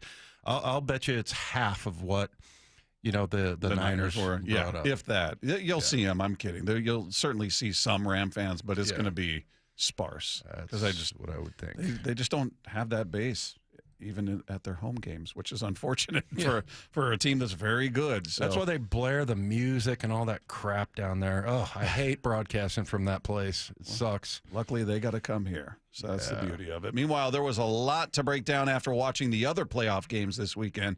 We'll get into what happened there. It's coming up next with Wyman and Bob, Seattle Sports on 710. I got to get mentally into this. The Mike Macdonald Show. That was the most complimentary game you said you've played. Yeah, I could have easily said complete game for sure. That highlights like the synergy and connection that we have with our group. It's not like we're not playing in silos. You know, defensively, when it's our opportunity to take the field, we're trying to help the offense out. You know, vice versa offense. You know, we did a great job of scoring in the red zone, you know, finishing drives off, things like that. Get the podcast on the Seattle Sports app. Free consultations, no fee guarantees, 5-star reviews. J.P. Pendergast with Pendergast Law explains the importance of going beyond these familiar offerings. Accident victims want an attorney, Tom, that satisfies their needs. Someone who handles those needs with the highest degree of care. Pendergast Law offers the no-fee guarantees and free consultations, but these only scratch the surface. Okay, explain more. We make sure that every member of our team is genuinely passionate about helping others.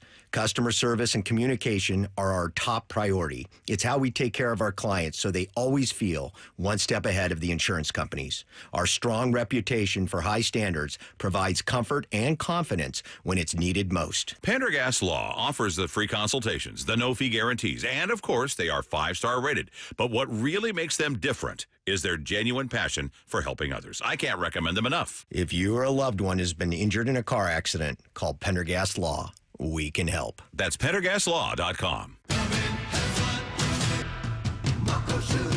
Start having fun. Caesar Sportsbook at Muckleshoot Casino Resort is your #1 place to eat, drink, watch, and have fun. Keep up with your favorite sports anywhere and everywhere on property with the mobile app. Visit MuckleshootCasino.com today. Scan the QR code and let the play begin.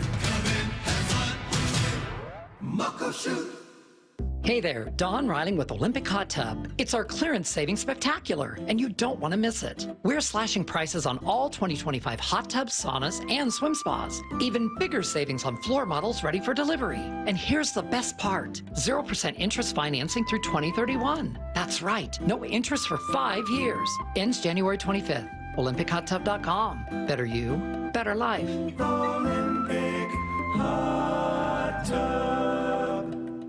Everybody loves the season of giving, but now the season of paying for it is upon us. That not-so-wonderful time of the year when millions of Americans open their credit card statements, stare in horror at the balance, and resolve then and there to find new ways to save money. If you're among those Americans, why not start by cutting your wireless bill in half right now with Pure Talk's Saver Plan? It's easy. You'll get unlimited talk, text, and 3 gigs of high-speed data on a super-fast, nationwide 5G network for just $20 a month. Just dial pound 250, say Mike Rowe, and you'll save an additional 50% off your first month. Ho, ho, ho! And if you're active or former military or a first responder, you'll save an additional 20% every single month. That's pound 250. Say Mike Rowe for the gift that keeps on saving from America's wireless company. Pure Talk. Your old furnace ain't nice, and your toes are like ice. DayandNight.net. Day and Night gives you a free furnace or water heater with installation of an AC or heat pump. If you're not sure your furnace will make it through another winter, call us to install a proper, long-lasting, efficient heating system backed by our lifetime workmanship guarantee, so you won't be left out in the cold. Install an AC or heat pump and get a free furnace or water heater from Day and Night Plumbing, Heating, Cooling, and Electric. DayandNight.net. The road to the Super Bowl runs through Seattle. Listen to the 12th man. And Seattle Sports on 710, the home of the Seahawks. At Les Schwab, we've been changing the tire game for more than 70 years. We design our own exclusive tires to give you more tires made for the roads you drive, less compromise. All backed by America's best tire warranty included in every tire we sell. It's more unbeatable tire warranty, less charging you extra, like the other guys. It's all about you getting more from less. Stop by or book an appointment at leschwab.com. Imagine finding your dream home and moving in right away. No waiting to sell your old place first. Sounds perfect, right? That's exactly what Orchard's Move First, Sell Later program lets you do. Buy your new home now and sell the old one later on your timeline. No showings, no double moves. Plus, Orchard handles all home repairs for you, attracting buyers. Buy before you sell and get top dollar with Orchard. Visit Orchard.com for your free home valuation. That's Orchard.com. Welcome to guided meditation. Close your eyes. You're at the beach. The seagulls are calling. You take out your iPhone 16e you got from Cricket and use Apple Intelligence to clean up that selfie you just took. It's a good one.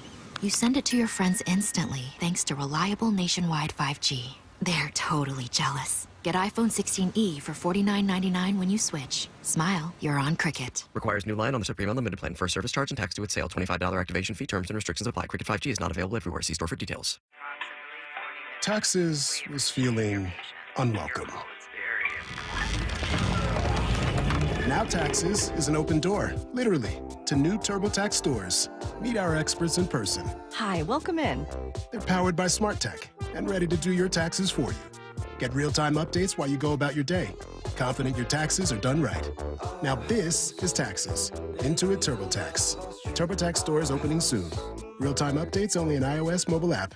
From the Quantum Fiber Studio, you're listening to Wyman and Bob. Weekdays 2 to 7 on Seattle Sports and 97.3 FM HD2.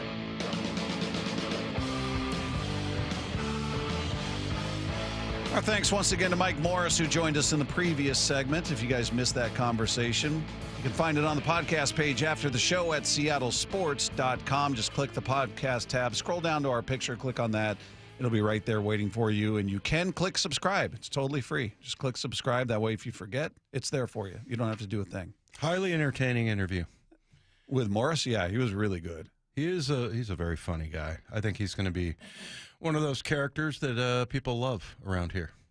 Kind of like a Luke Wilson. Yeah, he's got a good personality, to say the least. Meanwhile, taking a look at some of the other games that we were watching over the weekend, the Rams and Bears were locked up in a good one that went to overtime on one of the most improbable touchdown passes you're probably ever going to see. It's 4th and 4.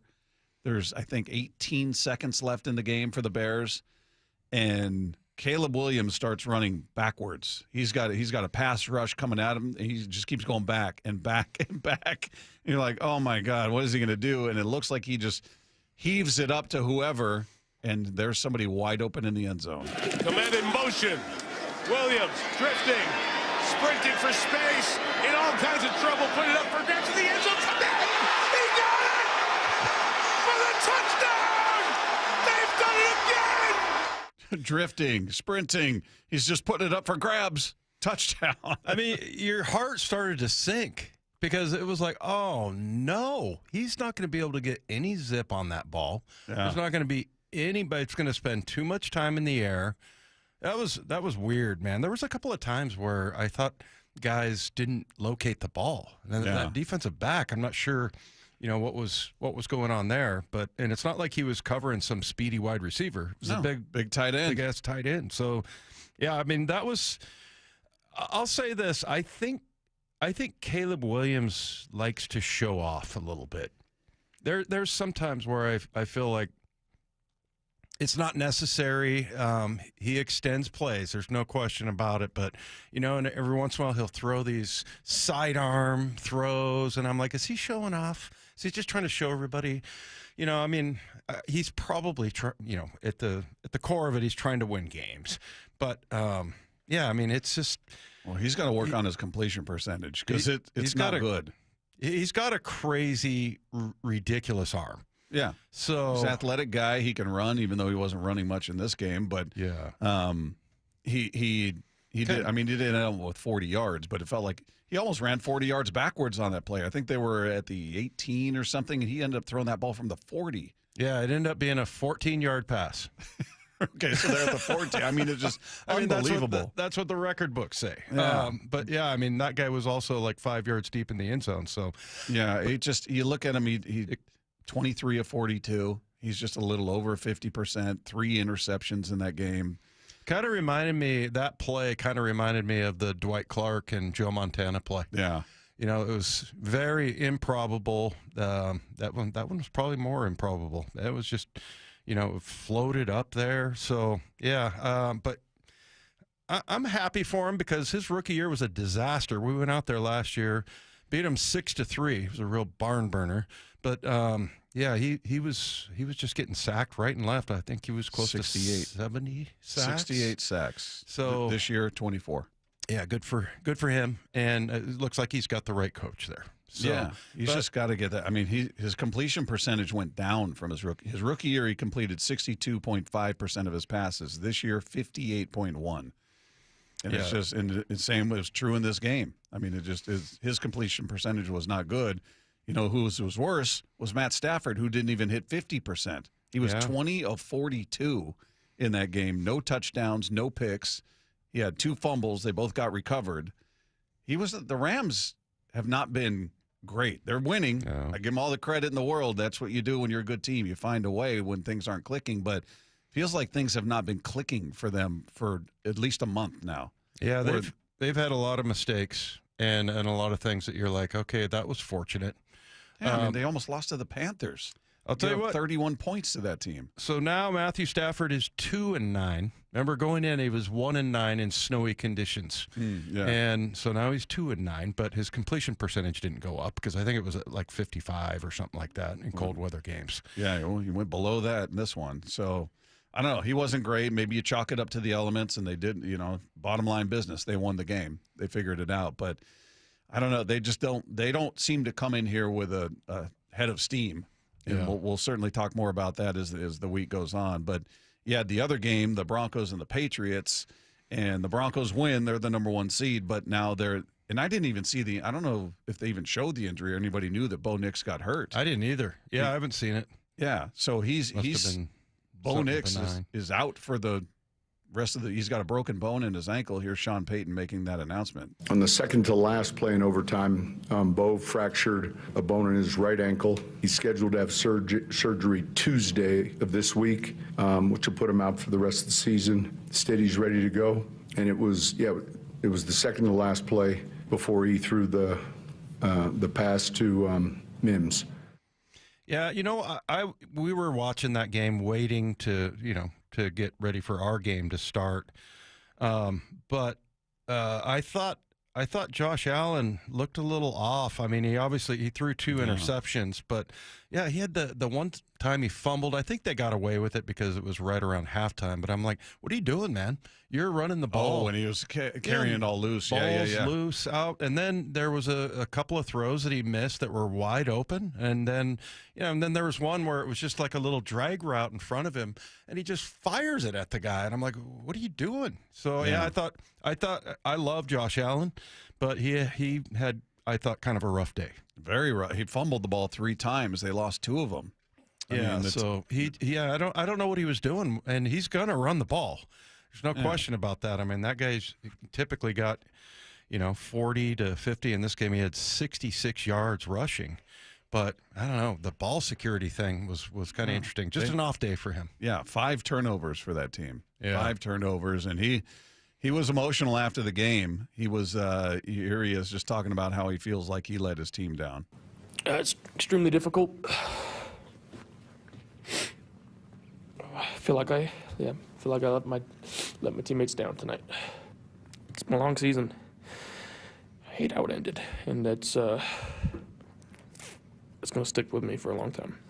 Yeah, they got back 3 of the 5 fumbles, but I feel bad for him, man. He is, I think, one of the more likable players in the NFL, and then I always root for him just because I think he's a tough guy. Yeah, he's the MVP last year, and he's a hell of a player. But yeah, he did not play well, and then we talked about C.J. Stroud with his 4 interceptions. He had 5 fumbles the week before. I think 2 of them. Yeah, or 2 or 3 of them. Yeah, recovered, but he also had a pick. So he's got 5 interceptions in 2 games, along with those 5. He's just not been good. And here he is after the game talking about the turnovers. I think just trying to make plays, trying to, push the ball down the field and, put our team in position to score. So my intent in it is never to get to do that, and sometimes it just doesn't go your way. And, that happened today. And I'll take full responsibility.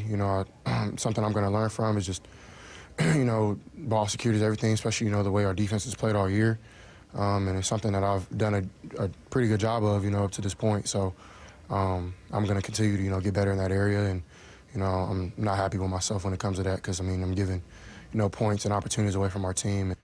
Yeah, the Patriots weren't great in that regard either. They had an interception, Drake May, and then they lost a couple of fumbles. They fumbled 4 times and recovered 2 of them. But I'll tell you what, in that game, I have a lot more respect for the receivers that the Patriots have, that Boutte guy, and hell of a one-handed catch in there. Yeah, he had three catches in that game, and they all seemed spectacular. And I'm blanking on the other guy. You had Diggs, you had Demario Douglas. Diggs had an unbelievable catch. Yeah, where just super strong hands, and then their defensive backs like Christian Gonzalez, those guys played really well.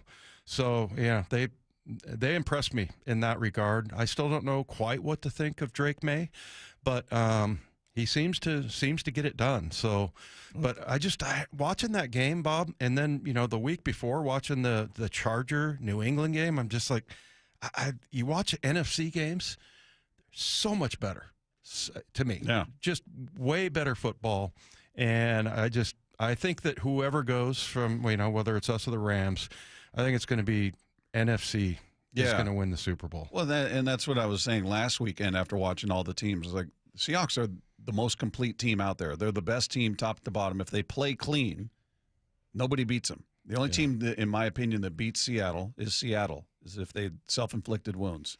2 weeks in a row, 0 giveaways. It's a good trend. And we were talking about this going into the playoffs, and we'd like it to happen earlier, but wanted to see the run game get going. Wanted to see that giveaway turn around. Yep. And sure enough, that's what you got just in time. Reaction Mondays are powered by the Snoqualmie Casino and Hotel. Saturday might have secured Ken Walker's future in Seattle. We'll get into that coming up next with Wyman and Bob at Seattle Sports on 710. Be there when the Seahawks make history. Hello! Seattle Sports is giving away 2 tickets to the NFC Championship game. Sunday against LA at Lumen Field. Oh, my word! Open the Seattle Sports app, then click the Win tab to enter. You can enter once per day, so the more you enter, the better your odds. I can't tell you how pumped I am to see what the 12s bring. Enter daily now through Wednesday, January 21st. Contest rules at mynorthwest.com/win. That's another amazing run by Team USA. Mom, think I'll be on Team USA one day? Well, I'll take this one. What? Are you speaking to us? Yes, and to answer your question, anything's possible, especially with Xfinity. So, I can be the best snowboarder ever? Well, I can't guarantee that, but Xfinity can guarantee that your internet price won't change for 5 years. Okay. What if I practice every day? Then maybe you'll be snowboarding for Team USA at the next Olympic Winter Games. And Mom, you'll still be paying the same price for Wi-Fi. Ooh, really stuck the landing there. It's the Xfinity Gold Medal Celebration. Now through February 22nd, get our best price on gig Wi-Fi for 5 years guaranteed, just $50 a month. Plus, get Peacock Premium included for 2 years. That's a $10.99 value per month. Xfinity. Imagine that. Proud partner of Team USA. Restrictions apply. Requires paperless billing and auto pay with stored bank account. Taxes and fees extra. Actual speeds vary. I saw her texting, coming up to a stop sign, and so I saw the accident coming, and she T-boned us. In the blink of an eye, Crystal's life changed when she suffered a severe spinal injury. The pain was something I had never experienced before in my neck. I got massage therapy. I saw a chiropractor. I was prescribed muscle relaxers so I could sleep. I got depressed. Nothing was relieving the pain. Drugs, sleepless nights, and depression. Sound familiar? I'm Dr. Mark Shelley, a chiropractic physician and board-certified functional neurologist. At Sound Pain Solutions, our treatments include high-dose laser combined with spinal decompression and other comprehensive therapies to rehabilitate damaged discs. We use treatments that are non-surgical, FDA-cleared, drug and pain-free. I was able to get off my pain medicines, and I was able to sleep through the night, and that was what I was desperate for. To learn if you're a candidate for our treatment, call us. Sound Pain Solutions, 855-996-0025, or click soundpainsolutions.com. My name is Whitney Allen. I am a widow. My husband Ryan died. We never thought in a million years we'd have to use life insurance. The unexpected happened. With Ethos, it is so fast and easy. It's 100% online. You can get a quote in seconds, apply in minutes, and get same-day coverage. No medical exams, and you can get up to $3 million worth of coverage through Ethos. Get your free quote at ethos.com/game. That's ethos.com/game. Time spent on application may vary. Online health questions required. Okay, I have to tell you, I was just looking on eBay where I go for all kinds of things I love, and there it was. That hologram trading card. One of the rarest, the last one I needed for my set. Shiny like the designer handbag of my dreams. One of a kind. eBay had it, and now everyone's asking, ooh, where'd you get your windshield wipers? eBay has all the parts that fit my car. No more annoying, just beautiful. Millions of finds, each with a story. eBay. Things people love.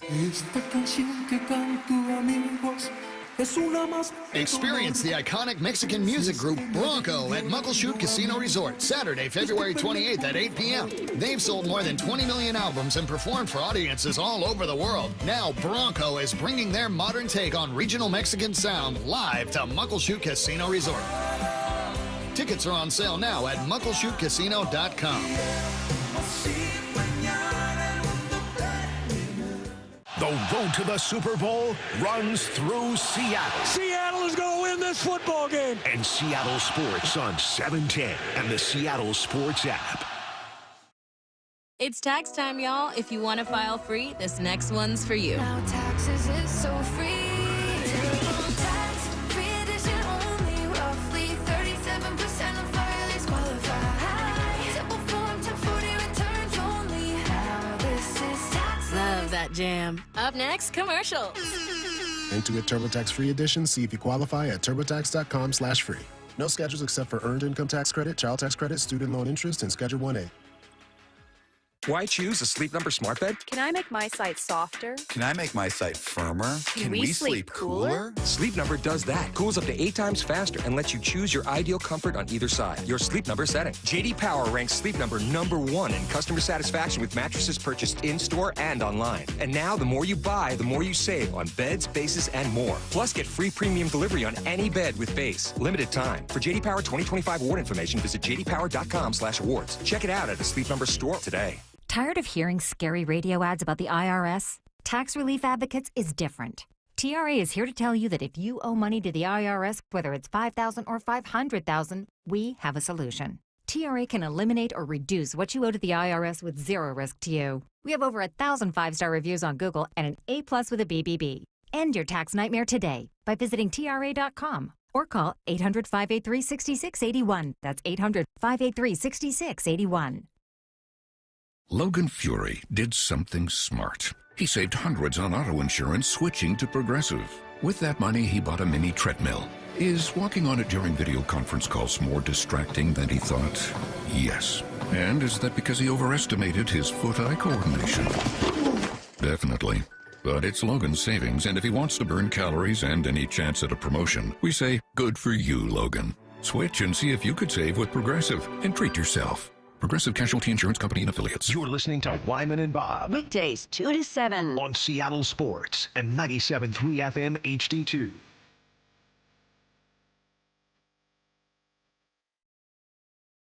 Ken Walker's a free agent at the end of this season, Dave.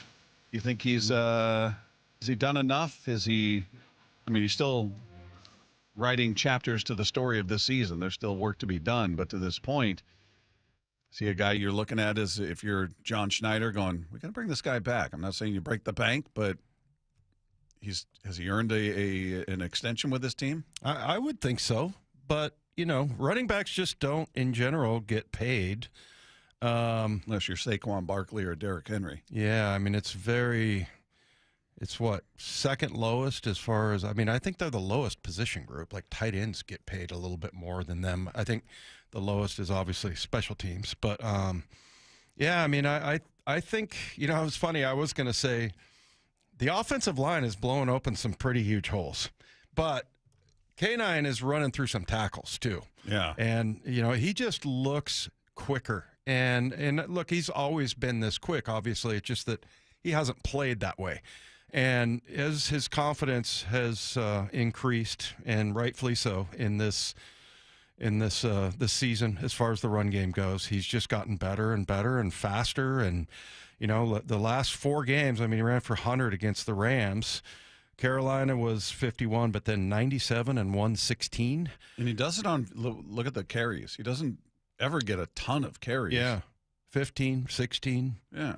Only 11 to get 100 yards in that Ram game. So, yeah, he is looking really good. In the beginning of the season, I was like, I think maybe Charbonnet might be the better back. But I think the last 3 games, you can definitely see that K9 is just, the quick twitch is phenomenal. And like I said, he's running through tackles. Yeah, and he's going to be a free. I know people have been up and down on him, like, oh, he needs to come back. Charbonnet is the guy. No, Walker's the guy, and that's part of the beauty of them both.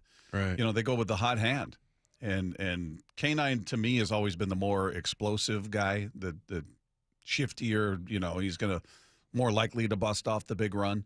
Charbonnet is more that straight ahead, going to run somebody over. Certainly, he's your goal line guy, as evidenced by the 12 touchdowns. So they're a nice complement for each other. Yeah, but it's funny because like in the the end of the season, week 18, that move that Charbonnet put out on the edge, on the safety. I mean, I don't know that K9 can do that, but then K9 running inside the tackles looked better than Charbonnet. So, I mean, I think they both have, I think it's a pretty equal skill set. Yeah, it's, I don't know. I mean, the Seahawks obviously place value on that position because they go back-to-back years spending second-round picks on running backs. Now, do they value them the way they do, where they look at, hey, they're worth the draft capital we're spending on them, but maybe they look at it financially going, yeah, but they're not going to be worth the money they want. And I have no idea what K9 or Charbonnet would command on the open market. I don't know. They're not in the realm of Saquon Barkley and Derrick Henry, certainly. But he's a very good back. I think he's a very good back, and he does a lot with a little. He doesn't get a ton of carries per game. You see a lot of those backs getting You see a lot of those backs getting 20+ carries on a regular basis, and he's not one of those guys. Well, and here's the other thing you look at is durability. So, his rookie year, he was available for 15 games, started 11. 15 games his second year.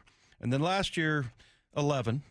So, I mean, there's a little bit. But, I mean, I don't know. In a 17-game season, I'm like 12 or 13 starts is pretty good for a running back. Yeah. They're going to get banged up. So, and he was, good for 17 this year. So, yeah, I mean, I think his durability is pretty good. It's not a question mark anyway. It's not like he's getting hurt right and left. So, yeah, I like that part of it. Yeah, it's been fun watching it because we've been clamoring for this running game to be impactful and have a presence and take some of the heat off of your quarterback in the passing game, and it's been doing that at the perfect time. And man, he looks fast in that game. Tight slot to the left side. Handoff to Walker, cuts back to the left. He's gonna take it in. Touchdown, Seahawks. A little bit of a skip step and an adjustment to the possible tackle. He stepped right out of it and just trots into the end zone from 7 yards out. And the Seahawks extend their lead 23-6 in this divisional playoff game.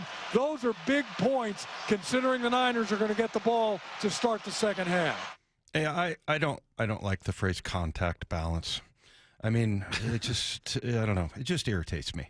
But that's basically what they're talking about is when he gets hit, he stays on his feet. And he ran through that tackle. And you know what?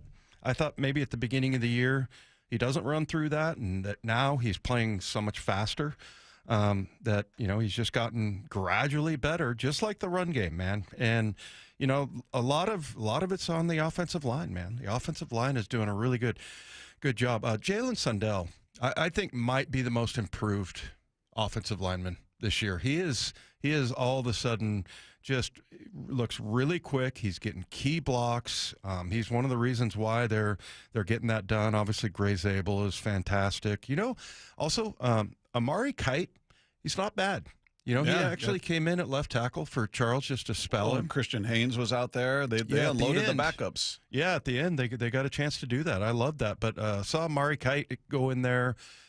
He's kind of a question mark, and you're talking about left tackle. Josh Jones is hurt, and he looked really lost in the last game against the 49ers. And in this game, he looked great. He got a couple of blocks. I think he had a block on that very touchdown we just heard. So, it was encouraging.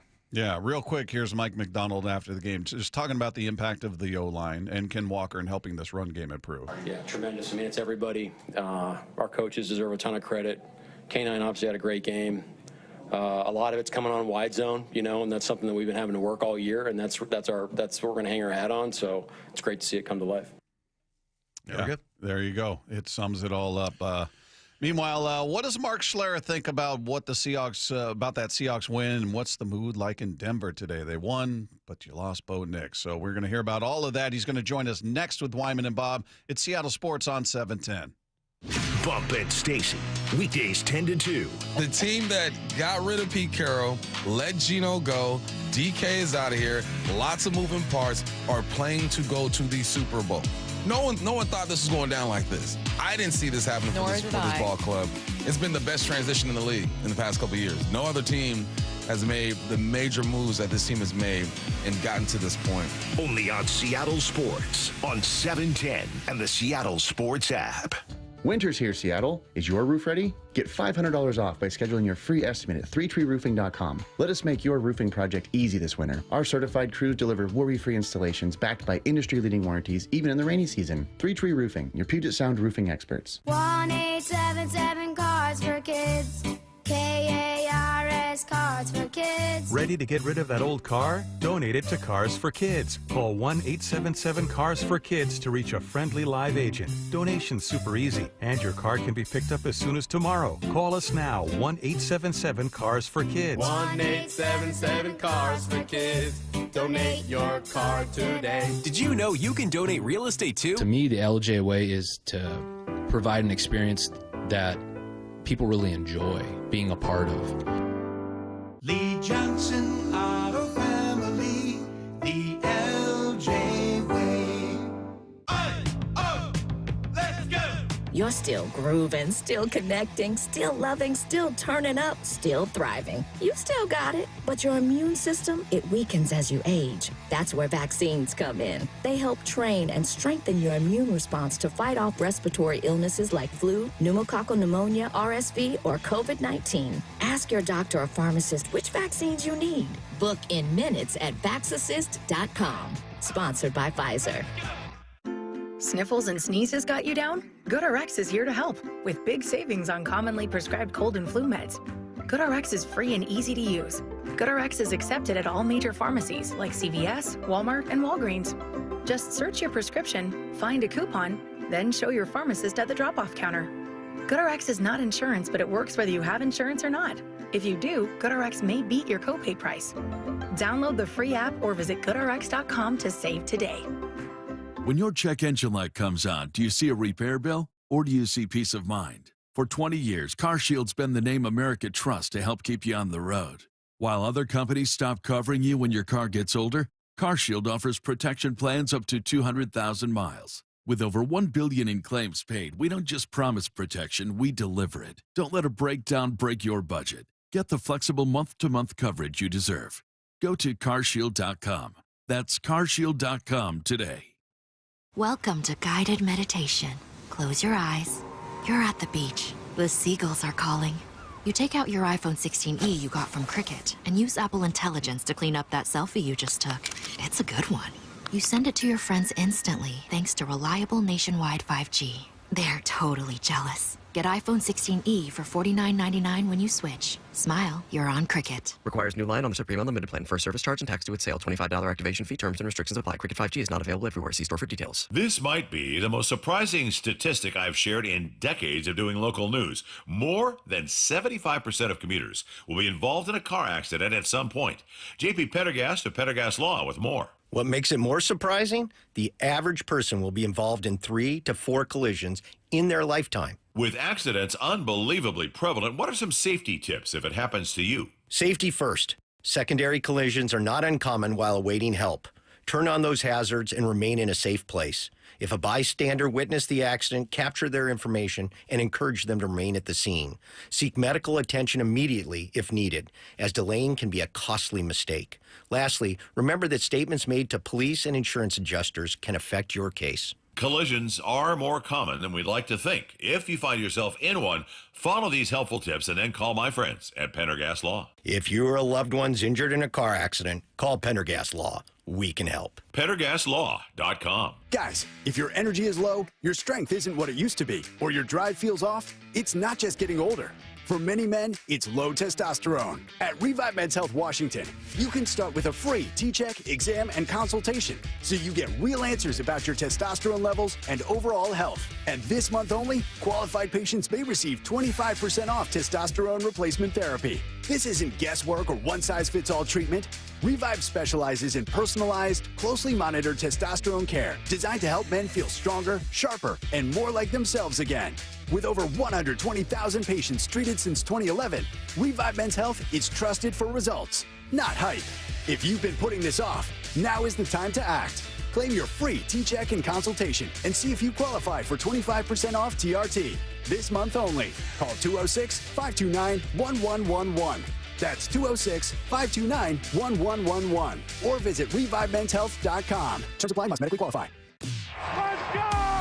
This is Seattle Sports. Streaming through the Seattle Sports app. KIRO AM Seattle. KIRO FM HD2 Tacoma. Home of the Seahawks, Mariners, and everything Seattle sports.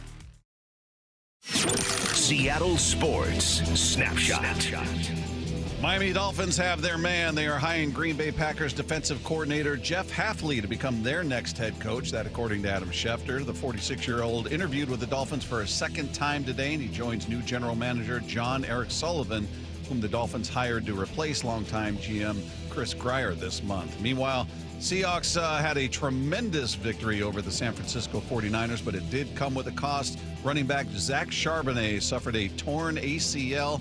He is out, obviously, for the remainder of the season. He will have knee surgery here in the next couple of days. Snapshot, brought to you by Miller Lite. When it's game time, it's Miller time. This hour is serviced by the Lee Johnson Auto family.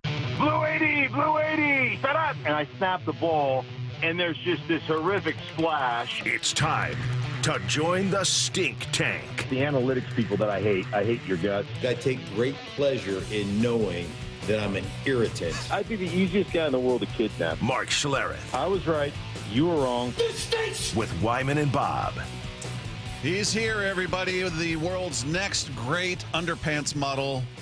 The one, the only Mark Schlereth here with us. For those of you watching on the video stream, there he is. He's not in his underwear. He's wearing a shirt and a hat. So how do you know? Well, yeah, we're waist up on the shot here, so we're all safe. Yeah. Let's keep it that way. I have underpants on. Yes, I do.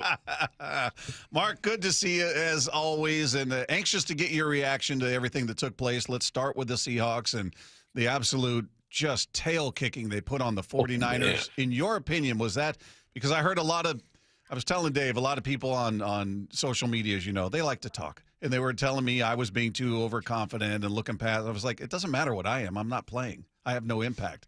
But after the game, those same people were like, well, big deal. You beat a team that's missing this guy and this guy and this guy, which is true. But it's like, well, which is it? Am I going to be sorry for being too overconfident, or am I being too happy about them beating up on a team that's beleaguered with injuries? What was the biggest reason for what we saw, in your opinion?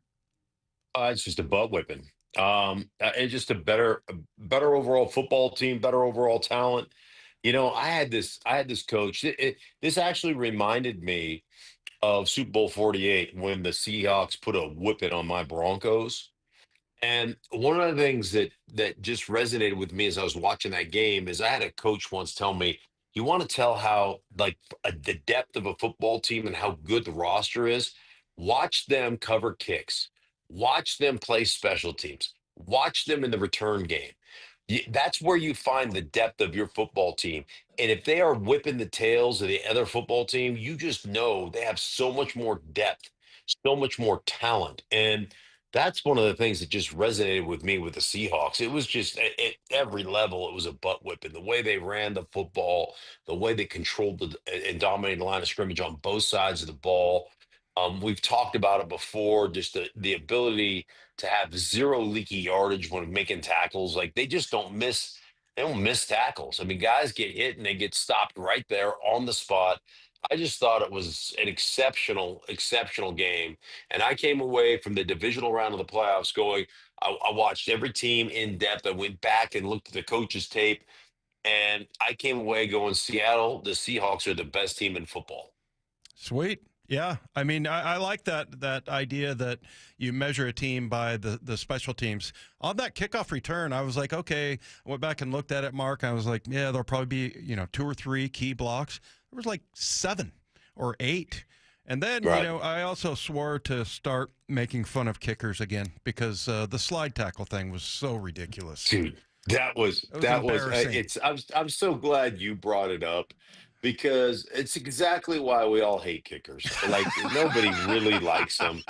And that was so I mean, that was like I remember teaching my kids, like coaching my kids' soccer teams, right? And coaching my daughter's soccer team. Don't tell them I hated every second of it. But I mean, it was just like, oh my God, soccer, like this is embarrassing. Like I'm coaching this sport. That's what it looked like. It looked like a soccer slide tackle. Just absolutely like I would cut that guy on the spot. He Yeah. wouldn't have come home. You're like, you're gonna have to find yourself. Here's a bus ticket. You're gonna have No to get seat on yourself the back to plane. San Francisco. No, Yeah. absolutely not. That was embarrassing. Yeah. What was your takeaway of Sam Darnold? Because we were going into this game when Dave and I were breaking it down and saying, look, he doesn't have to throw for 300 yards and 3 touchdowns. Just be efficient and, more importantly, play clean football. And that's what he did. He only threw for 124 yards, but he was 12 of 17, 1 touchdown, no interceptions, no fumbles. Yeah, and he took a couple of good sacks. Where he didn't try to force the ball. I just think that he's playing, from the neck up. I just think he's playing just such mature football, and has such an understanding of what the strengths of this football team are, and ultimately, man, I'm here to manage the game, and it takes a level of maturity, and maybe a guy that's taken some hard knocks along the way to have that maturity to go, man, our defense is stellar. Our run game is really good. And the effort, man, I tell you, the orbit reverse to Rashid Shaheed, like you got Gray Zabel running 40 yards down the football field, throwing a block, and taking Mustafa off to the sideline, tossing him down the sideline, and then crushing the Gatorade tank. Like I was all over that. Like I was just like, this is what football is supposed to look like.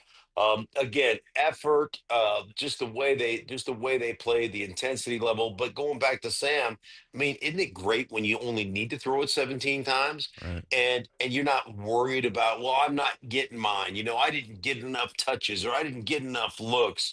Guys that are just doing their job, that are there, to help this team win a football game. And I thought the whole thing was exceptional. Mark, you would love Gray Zabel. He's such an old school player and just mashes people. And you're right, that's the second time. I was afraid he's going to pull a hamstring running down the field because he did that in the second Rams game where he was had like a 40-yard sprint or something. But hey, how do you value K9 Ken Walker? We were just talking about how he's going to be a free agent at the end of the year. Him and Charbonnet were kind of the 1-2 punch, but he is, I don't want to say emerged because it was probably this way most of the year as the better back. Mm-hmm. What do you do with a guy like that as far as paying him in the offseason? What do you think he's worth? How valuable? Yeah. And listen, man, I love him. I love watching that dude. He's got great, unbelievable vision, does a really good job of setting guys up on the line of scrimmage, setting up his blocks. I guess I probably did not realize how explosive he is. I think he's a lot faster than I thought he was, because I've always thought of him as a big, strong, kind of strap and run you over, and he's got that ability. But man, when he puts his foot in the ground and bounces outside, and man, he captures the edge, the perimeter of the defense. So he would be a guy. This is just the way the league operates now. He'd be a guy that I would pay. A guy that I really like. But then you get into like that James Cook thing where how much you're going to get on, how much you're going to get, how much do you want? Like, I don't see running backs at this day and age getting long-term deals. Maybe you get a 2-year deal and, you're making $10 million a year or whatever it is. But I would certainly, I just think I really like the way he just the way he attacks the line of scrimmage, his explosiveness, and then the physical nature that he ends runs with. I always call it, man, I want guys that are +2 runners. When you block it for 2, they're going to get you 4, maybe 5. You block it for 5 or 6, they're going to get you, 8 or 9. Like I want those type of guys, and Walker's certainly that to me. Real quick, what's an acceptable number of games for a running back? I always, look at like, okay, if he's 14, 13, 14. Mm-hmm. I mean, is that okay, or are you looking for, because it's just one of those positions where you're going to get injuries, you're going to get nicked up. Yeah, I think if you're a guy that's putting in, 14, 15 games, because it just takes. I mean, you take such a beating at that position, and I mean, he is a guy that dishes out a lot of the punishment, but you take a lot of punishment, man. A lot of big bodies hitting you all the time. So yeah, I would say that if you can get yourself 14, 15 games a year, I think that's a good number for a running back in today's game. Okay. So they get set for a third meeting with the Los Angeles Rams, who will come to town for the NFC title game. And the Rams squeak past the Bears in overtime. I'm having a hard time getting a read on the Rams. I don't feel like they've been clicking on all cylinders for about a month. They've found ways to win. They lost 2 of their last 4 in the regular season. They lost to the Falcons, and you see them. They almost lost to the Panthers. They gave up 31 to the Panthers in this game. Mm-hmm. Stafford was below 50% completion, no touchdowns, no picks. It just feels like they're not quite clicking across the board. What are you seeing with this team? Yeah, it's funny. It's almost as though their best personnel group has been 12, 13 personnel. Their multiple tight end sets have been really good. But then it gets to the point where they're almost like, hey, man, we got to feed Puka Nacua because he had a lot of catches, and we got to get Devontae Adams involved, and we got to get into our 3 wide sets, to get everybody touches. And it's almost like they've got too many toys. And and they just it's like when a kid has got a group of like 6 balls and he can only hold 3 of them, and then his sibling comes over and grabs one, and he'll drop one to grab the one they grabbed, and it's and next thing you know, there's a big fight going on, and you're like, you can't hold all 6 or 7 balls, and that's what I feel like with Sean McVay. There were several times during that game I'm like, you're averaging 7 yards of freaking carry. Give it to your running back, for crying out loud. But it's a 3 and out with 3 straight passes, and I don't know, man. I just feel like their best group is getting into those multiple tight end sets, running that duo play, just smashing people, and letting Kyron Williams, do what he does. And he's so patient. He's so good at finding those cracks. But like Sean McVay, just sometimes he just loses it for me. It's almost like I'm going to try to prove, or I'm going to show you guys I'm the smartest guy in the room. And sometimes it's just small up and simple down. Just give it to your running back and let's bludgeon some people and set up a few play action plays. So I got frustrated watching that game against Chicago. On both sides, Chicago's like just inability. Well, they got to the 30, and I was like, here's the bypass the field goal opportunity range. They get into the. I'm like, your inability, like you just don't want to kick field goals, and I like that stuff frustrates me to watch that. And Sean McVay and that offense just is a little bit frustrating because they are super talented. They're just not, as you mentioned, they're just not clicking on all cylinders. And then their back end of their defense, man, they've given up a bunch of big plays in the passing game, especially to Carolina. Really bad angles, just really bad coverage mistakes in that game. And so that's something they've got to clean up dramatically as they go forward as well.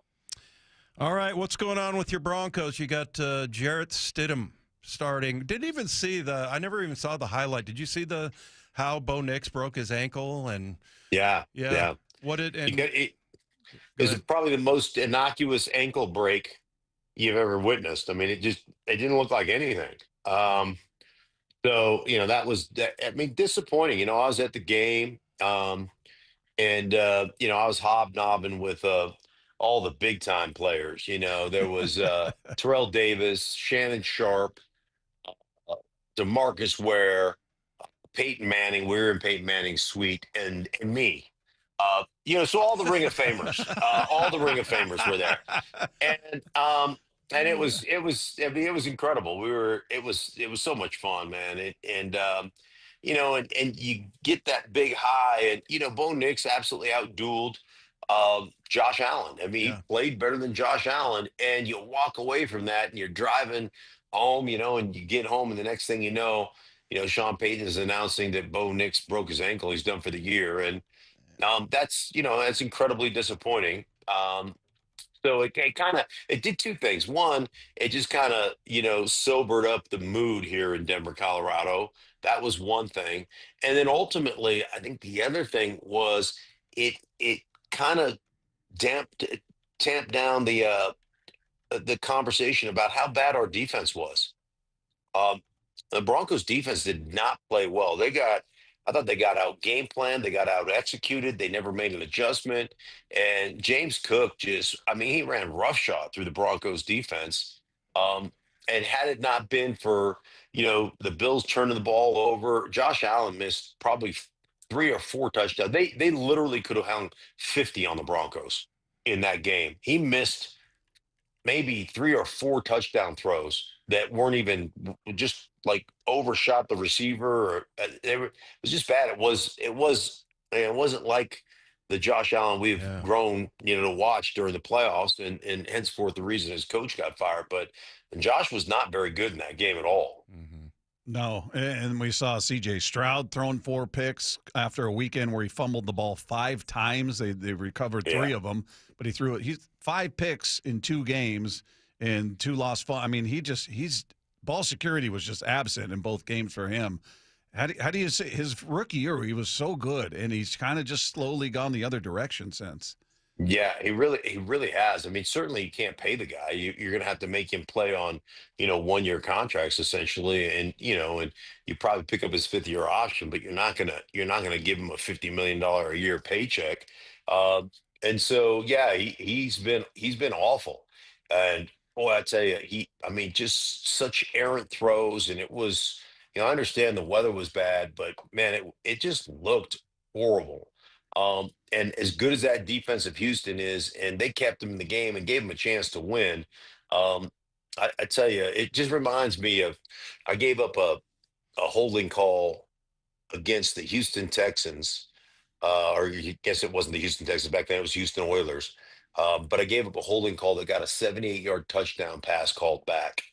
And I'm walking off, and my coach, Alex Gibbs, meets me on the numbers. We were on the 30-yard line, and our bench was on the opposite 30, and he was on the field on the numbers, just cussing me. Dave knows how he cussed. Up one side and down the other. And he cussed me all the way to the bench. And I'm talking about you mother, bleep, bleep, bleep, bleep, bleep, bleep, all the way down. So I walk all the way down there. I plop down on the bench. And then he goes, "Let me ask you a question." And so now I think, man, I'm going to get coached up. And, he's going to ask me something about, my set or what happened or whatever. And so now I think I'm getting coached up. And he goes, "Let me ask you a question." He looks at me and he goes, "Do you have money on the other team?" And I was like, "Up yours," and we start screaming at each other. And that's like what I felt like about CJ. It's like, oh my God, what is going on here? It was that bad. Was it Alex Gibbs, right? Yeah. Is that who you're talking about? Yeah. Well, Yep. I mean, he didn't like guards, right? No, he liked you were a Zim. guard. He only really liked Gary Zimmerman. The rest of us he used to call us hobos on the train. Yeah. Well, he would always say, "I can get a bum off the highway to play guard." Yeah. Give me a tackle. Yeah. Right, exactly. I like that question, though. You got money on the other team. It's like you asking, "Are you sure you're right-handed?" Right. Yeah. Exactly. Hey, back to the Rams for a minute, because something I've seen people bring up a few times. I'm curious if you think it's going to have any impact. Is they're bringing up that the Rams had to fly week 1, go play in Carolina, then they had to go back home, then they had to fly again to Chicago, come back, and they got a shorter week because they played on Sunday as opposed to the Seahawks who played on Saturday. So Seahawks are rested. They haven't had to travel at all. Does that come into play at all, do you think, or is that just looking for, the angle to the game that nobody's talking about?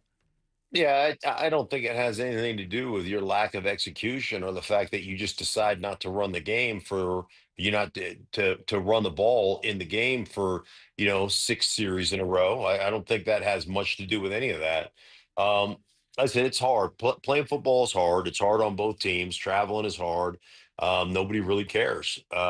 You know, you got to go out and you got to execute, and that's the big thing. And they were able to turn Caleb Williams over several times, and Ben Johnson just refuses to kick field goals. And the thing about analytics, and you guys know how I feel about analytics. Yes, we do. But the thing that's crazy about it is, the numbers tell you, hey, you got a 62% chance of, whatever it is, right? It doesn't take into consideration, hey man, the ball's slick. There's weather out there. It's cold. The footing isn't as good. Like math doesn't take that into consideration. Math doesn't take into consideration, hey, your guard can't block that three technique. It doesn't. It gives you the numbers that it spits out over the course of a season. And at some point, I don't know. I don't know at what point that points were no longer important in the National Football League. It just seems counterintuitive to me. But that's just the way. That's just the way it seems to be going, and it drives me nuts. And ultimately, you look at the Bears and shoulda, woulda, coulda. But um, I feel like if you kick field goals and all those opportunities you had to kick field goals, you'd have had a chance to win that game on a field goal at the end of the game. And obviously you didn't. So it is what it is, but that stuff drives me nuts. Hey, Mark, of the four coaches that are left, who's been the most impressive this year? I would have to say the two that have probably impressed me most are Vrabel in New England, and then obviously McDonald in Seattle. And they're both doing a phenomenal job. There's no question about that. But I tell you, I just have been the last couple of weeks so impressed with Seattle, so impressed with the way they played, and just the physicality. I always say this: we make such a big deal out of wide receivers and quarterbacks and all that. You just capture the line of scrimmage, just beat people up, physically beat people up. You're going to win of a lot of games. And every time I watch them line up, they attack protections. They get big cat. They get Williams on one-on-one on people, and you can't block him. He's just destroying guards when they get those one-on-one matchups. So they are dominating the line of scrimmage. It's fun to watch.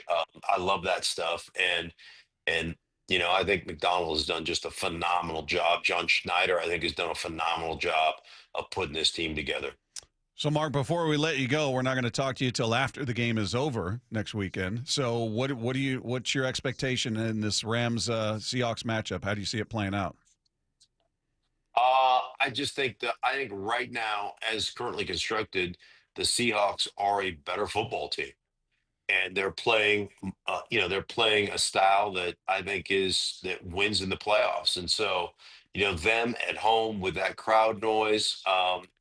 Yeah, I just think that they are the better team right now as currently constructed. So I'll take the Seahawks by 50. I hope you're right. And who are they going to be facing? Who do you think it's going to be? The Broncos or the Patriots? I cannot pick against the Broncos, but this is a personal house of horrors for the New England Patriots. They're 0-4 lifetime playoffs in Denver. Oh. I hope that kryptonite continues. I certainly have my trepidation about Jarrett Stidham starting this game. But we'll see what happens. I mean, one thing about Drake May is Drake May will turn the ball over. Drake May will take sacks. Drake May will fumble the ball. So, if you can do what you did to Buffalo and create 4 or 5 turnovers and be plus in that margin, you got a chance to win. So I'm taking the Broncos with a certain amount of trepidation. All right, so Seahawks-Broncos rematch in the Super Bowl. Yes. Love it. Mark, as always, we appreciate you, man. Great stuff. Have a great week, and we'll talk next week. All right, guys, be good. Thanks, Dink. There you go. Yep. Mark Schlereth with us each and every week. Always great stuff from him. If you didn't catch all of that, you just tuned in, whatever it is, just check it out on the podcast page at seattlesports.com. Click the podcast tab and click on our picture. It'll be right there waiting for you. Much like the Seahawks, we rolled through our Call It Now predictions. We're gonna celebrate ourselves. Coming up next with Wyman and Bob at Seattle Sports on 710. Some breaking news. First, with breaking Seahawks news. Mike Macdonald. The bummer is Sharps. He's got a significant knee injury, unfortunately. Stay with Seattle Sports for the very latest. Breaks your heart. He's going to need surgery, so he's got a good long road to come back. Get instant, up-to-the-minute breaking news alerts from the Seattle Sports app. Is a torn ACL for Zach Charbonnet. Yeah. And SeattleSports.com is the place for reaction and analysis. And we're streaming live on the Seattle Sports YouTube channel. Hey homeowners, are you stuck on the credit card treadmill and stressed because your consumer debt and monthly payments are too high? Well, Brock Hewitt here with a smart solution. Your home's equity in the Seattle Metro is probably larger than ever. It's like you're sitting on a stack of cash. Consider a cash-out refinance with Tila Mortgage to consolidate your high-balance credit cards, second mortgages, home equity lines of credit, and student loans, or get cash for a remodel. With interest rates finally coming down, consolidating your debt now may be the best decision you ever make. With excellent client reviews and trusted in Washington for over 25 years, Tila has competitive rates on refinance, purchase, or reverse mortgages too. Tila, spelled T-I-L-A, is a name you can trust for truthful, honest, and ethical advice for all your mortgage needs. Call Tila Mortgage today, 206-766-8888. That's 206-766-8888 or TilaMortgage.com.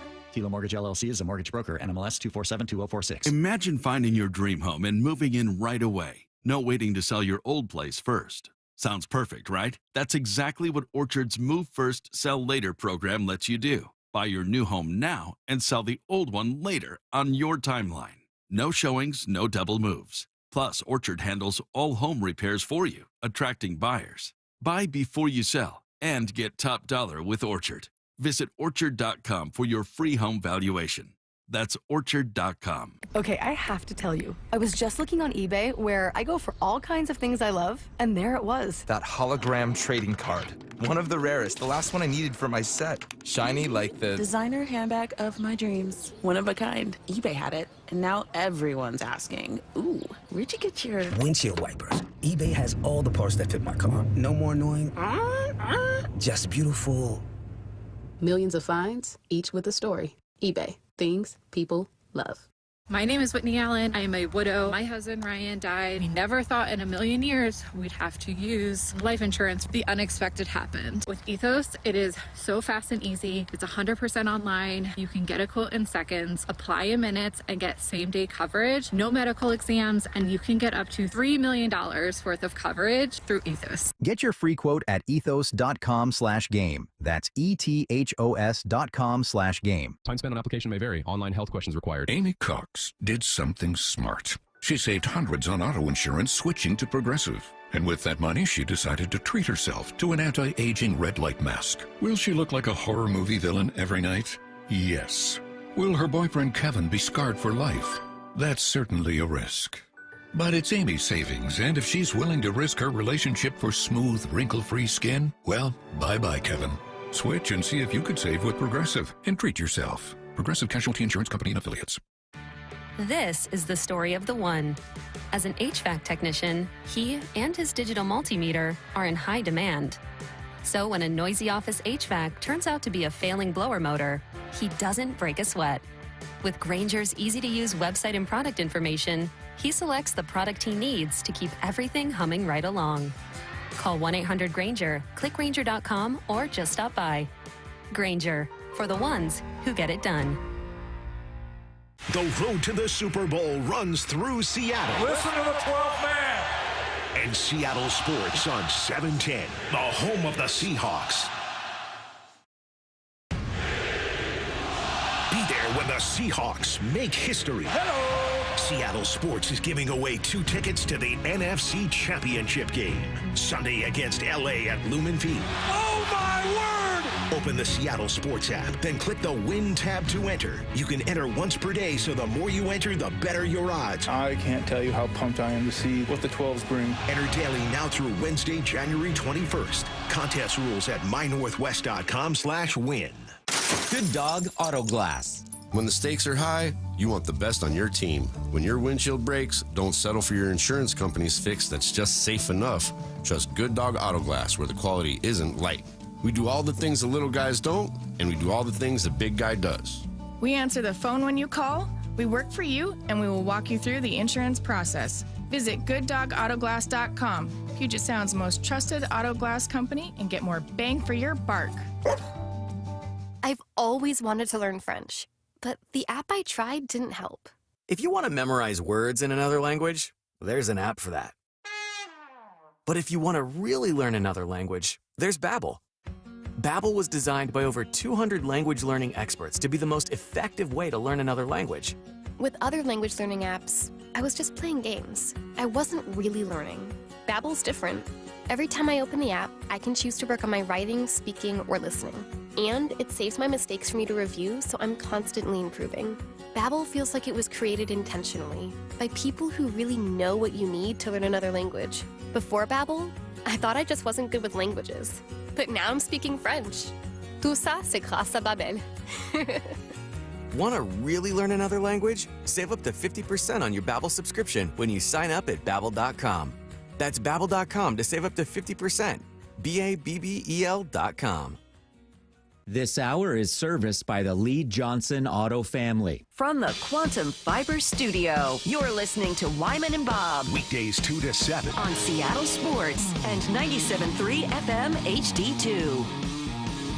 Reaction Mondays are powered by the Snoqualmie Casino and Hotel. We've had a couple of rough weeks in the Call It Now segments. We've had, it's been an up and down season. Yeah, for those. I was looking at this earlier this morning, and I'm like, actually, we did pretty good. Yeah, well, pretty good. Let's review.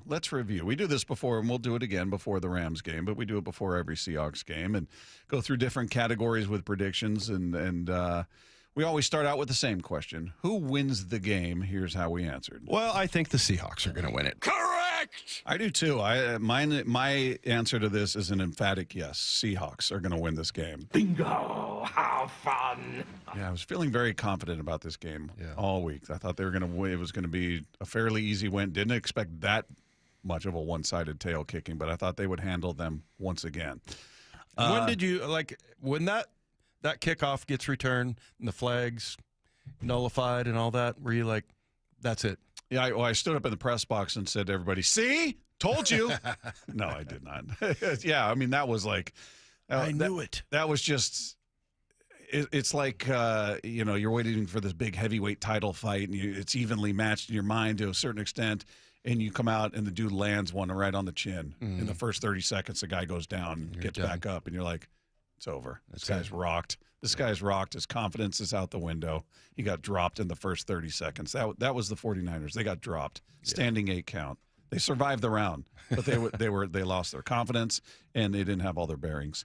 Well, and then the crowd got on top of them too. I mean, yeah, as loud as they were before when that happened. Oh my gosh! Did they say that? Did I see it right? That the noise, the measurement eclipsed the beastquake? I don't know. I saw it. Yeah, text. That's a good text question. I thought I heard that. 866-979-3776. Yeah, I saw at one point. I think the highest was 113. Maybe it was the decibel level. I know they had down the. Somebody may have seen that. If that's true, text that in because I thought I heard that it may have eclipsed the beastquake. But unbelievable. Next question: Seahawks win by over or under 7 points? I'm going to say over. Man, I'm tired of being right. I'm saying they're going to go over that as well. I think they're going to beat them by more than the 7-point spread. So yeah, I'm still confident that this is, as long as they don't shoot themselves in the foot with turnovers. Boy, do I hate being right all the time.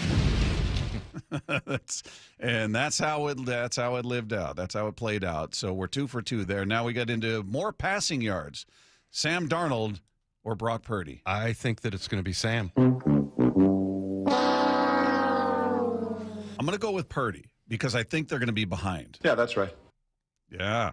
It wasn't much, though. I was going full homer. Yeah. time. Well, I was going even more home, just saying they were going to have to pass themselves back into the game. Yeah. Because they were going to be trailing, and they were trailing, but he didn't throw for many yards either. He barely beat Sam in the yardage. I think the reason why I picked Darnold is because everybody was freaking out over the stupid oblique thing. That was annoying. I never thought that was even a thing. I felt better once I got into the press box and saw that Jalen Milroe was a healthy scratch. Yeah. Okay, they clearly feel okay about this. Right. Otherwise, he's going to be active for this game, but he was not. And Brock Purdy threw for 140 yards.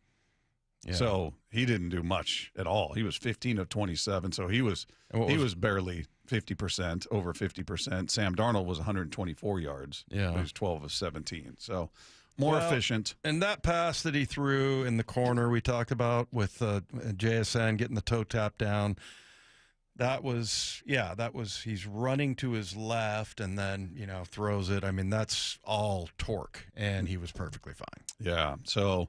But you didn't need him to throw for that much. No. So Purdy beat him in the yardage, but they were well behind. All right, more rushing yards in this game. K9 or McCaffrey? I'm going with K9 based on the last performance. And, he has just been on fire the last 3 games. Affirmative. Yeah, I'm going to go with K9 in that. Search your feelings. You know it to be true. Oh, we're rolling here, Dave. Yeah. We're rolling. You're ahead 4-3. Is that what it is? Okay. All right. Well, moving on to the next one. This is where I think we may have both. I think I definitely missed on this one. But the over-under number from Vegas was 44.5 in this game. Was it going to go over or under this number? I don't see that happening. I don't see it being one of those where, not with our defense on the field.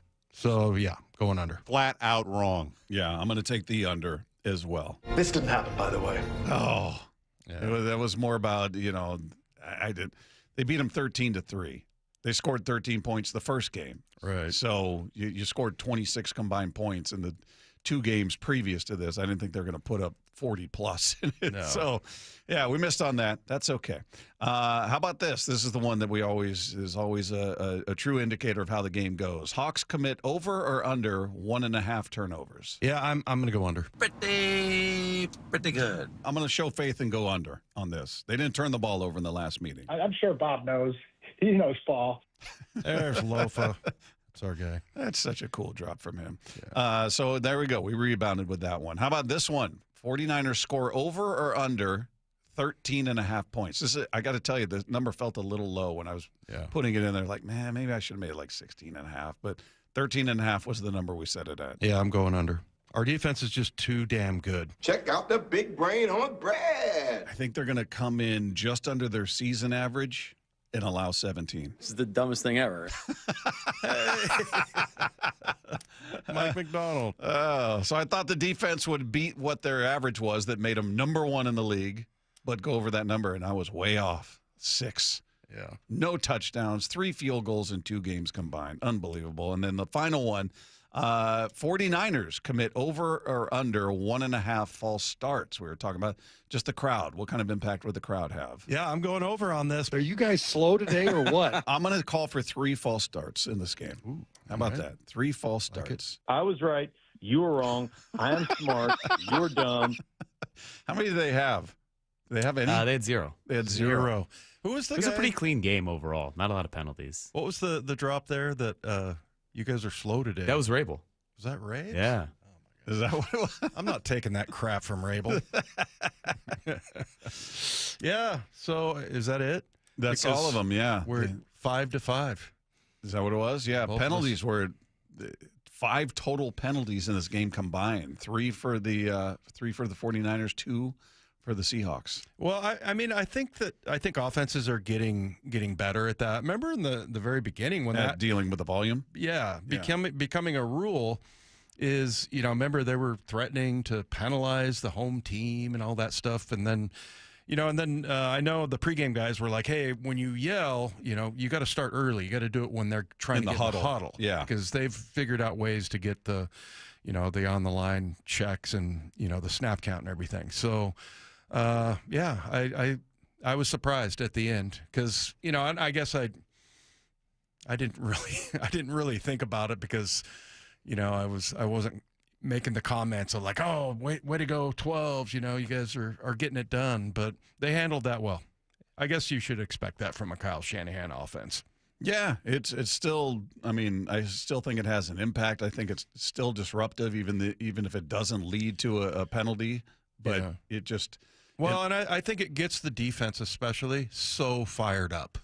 And really offense too. For the big linemen, you get to make a big play and everybody's going crazy. But I always think that the adrenaline that it, provides. I remember in the Kingdom, like, being in some pretty hard hits and some pretty, big collisions, and you don't feel anything when you have that kind of adrenaline going. Yeah, it was it was loud, man. I was proud of the crowd. That felt like Legion of Boom days. That felt like days where teams hated coming here. Yeah. And it was oppressive. And I think it's going to be even more so in this game because of what's at stake. You hate the Rams. Fans hate the Rams. Yeah. And it's a trip to the Super Bowl. This is it. This is it. So I think the fans, the 12s, they're going to be bananas. And they were in this game. I think it's going to be amped up even more. Yeah. I really do. All right, Sam Darnold knows he caused some pregame panic on Saturday. We're going to hear about that when we sweep the dial. Coming up with Wyman and Bob, Seattle Sports on 710. Be there when the Seahawks make history. Hello! Seattle Sports is giving away 2 tickets to the NFC Championship game. Sunday against LA at Lumen Field. Oh, my word! Open the Seattle Sports app, then click the Win tab to enter. You can enter once per day, so the more you enter, the better your odds. I can't tell you how pumped I am to see what the 12s bring. Enter daily now through Wednesday, January 21st. Contest rules at mynorthwest.com/win. How about a simple New Year's resolution, one that even I was able to achieve? Reverse the clock on hair loss with Advanced Hair's simple one-day FUE treatment. You'll feel more confident and more youthful when you witness your own natural hair growing into those places that have been balding or thinning for years. I'm surprised and relieved every time I look in the mirror. You need to know what that feels like. From Advanced Hair's breakthrough technology to their highly experienced team, there is no one I would trust more than Advanced Hair Restoration. I experienced their exceptional standard of care firsthand. Your comfort and your results are the top priority of the entire Advanced Hair team. Celebrate this new year with a fuller head of hair and get a free consultation, $250 off, and 250 free hair grafts. Call 425-449-8185. That's 425-449-8185. Discover what meeting your resolutions could look like with the before and after pictures at advancedhair.com. It's game day. Are your moderate to severe Crohn's disease or ulcerative colitis symptoms keeping you from the action? Skyrizi, risankizumab Riza, could help you get back to the game. Skyrizi is proven to help people feel significant symptom relief, achieve remission, and visibly improve damage of the intestinal lining. Skyrizi is a prescription injection medicine for adults. Don't use if allergic to Skyrizi. Serious allergic reactions, increased infections, or lower ability to fight them may occur. Before treatment, get checked for infections and tuberculosis. Tell your doctor about any flu-like symptoms or vaccines. Liver problems leading to hospitalization may occur when treated for Crohn's or ulcerative colitis. Control is everything to me. Ask your doctor about Skyrizi, the #1 prescribed biologic in Crohn's and ulcerative colitis combined. Learn more at skyrizi.com or 1-866-SKYRIZI. I had pain, I had numbness in my feet. That pain and that numbness just got worse and worse and worse as time went on. This is Greg describing life with neuropathy. I went to 5 podiatrists, tried different treatments, tried different orthotics, tried different shoes, had cortisone shots in the tops and the bottoms of my feet. Saw a neurologist. All my medical doctors said, can't help you. Live with the pain. You're not going to be able to sleep. This is your life. And then I just gave up until I found Sound Pain Solutions. I'm Dr. Mark Shelley, a chiropractic physician and board-certified functional neurologist at Sound Pain Solutions. Our neuropathy treatments can rehabilitate damaged nerves. We use FDA-cleared, non-surgical, drug, and pain-free procedures that help neuropathy sufferers like Greg find relief. I feel better. just feeling better is huge. If you experience numbness, shooting or burning pains, or loss of balance, call us. Sound Pain Solutions, 855-996-0025, or click soundpainsolutions.com. Guys, low energy, low drive, or strength not what it used to be? For many men, it's low testosterone. At Revive Men's Health Washington, start with a free T-check exam and consultation to get real answers. And this month only, qualified patients may receive 25% off testosterone replacement therapy. Call 206-529-1111 or visit ReviveMen'sHealth.com. Terms apply. Must medically qualify. The road to the Super Bowl runs through Seattle. Seattle is going to win this football game. And Seattle Sports on 710 and the Seattle Sports app. You're still grooving, still connecting, still loving, still turning up, still thriving. You still got it, but your immune system, it weakens as you age. That's where vaccines come in. They help train and strengthen your immune response to fight off respiratory illnesses like flu, pneumococcal pneumonia, RSV, or COVID-19. Ask your doctor or pharmacist which vaccines you need. Book in minutes at vaxassist.com. Sponsored by Pfizer. When your check engine light comes on, do you see a repair bill or do you see peace of mind? For 20 years, CarShield's been the name America trusts to help keep you on the road. While other companies stop covering you when your car gets older, CarShield offers protection plans up to 200,000 miles. With over $1 billion in claims paid, we don't just promise protection, we deliver it. Don't let a breakdown break your budget. Get the flexible month-to-month coverage you deserve. Go to carshield.com. That's carshield.com today. You're 62 or older, lots of equity in your home, and you want to pull some cash out, but a refinance or HELOC, well, it means a bigger payment. And the cost of selling your home, it's insane. So what should you do? Hey, Brock Hewitt here for Tila Mortgage. You don't need to live at a lower standard than you deserve. You really got three options. Number one, sell your home. Two, get a HELOC or refinance. Or three, get a reverse mortgage. Tila has done the analysis and believes that a reverse mortgage is the most cost-effective way for seniors to get cash out of their homes without selling and having the option of no monthly mortgage payment. Too good to be true? No. Call today and let's compare. Tila, spelled T-I-L-A, is a name you can trust for truthful, honest, and ethical advice for all your mortgage needs. Give them a call today. 206-766-8888. That's 206-766-8888 or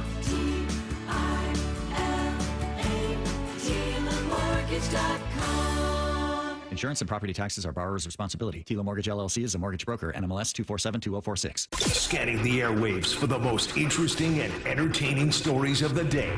Sweeping the dial. Every afternoon at 4:45 with Wyman and Bob. Presented by Silver Reef Casino Resort.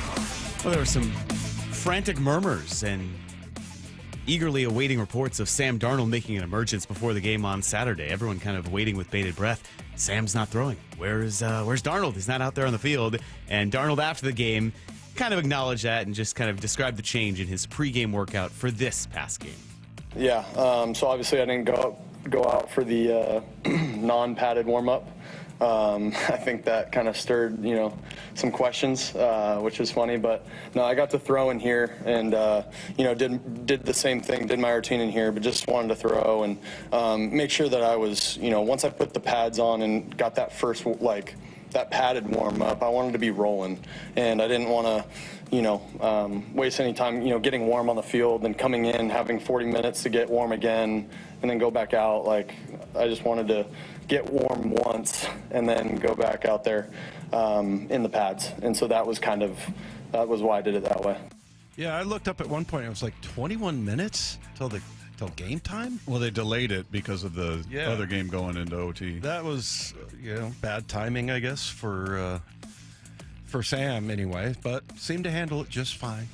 Just fine. He was thrown inside the locker room, I think. I mean, that's what they said. You've been in the locker room, right? Yeah. It's a huge, spacious locker room. You can do that inside. As long as there's no players in there. Yeah. Yeah. Once the players are in there, it doesn't feel that huge. Yeah. And by the way, it's that's the one thing I keep telling you if you watch the in-season Hard Knocks with all the NFC East teams. Their facilities are unreal. Like their locker rooms look like space stations. Better, like at the stadium? Yeah.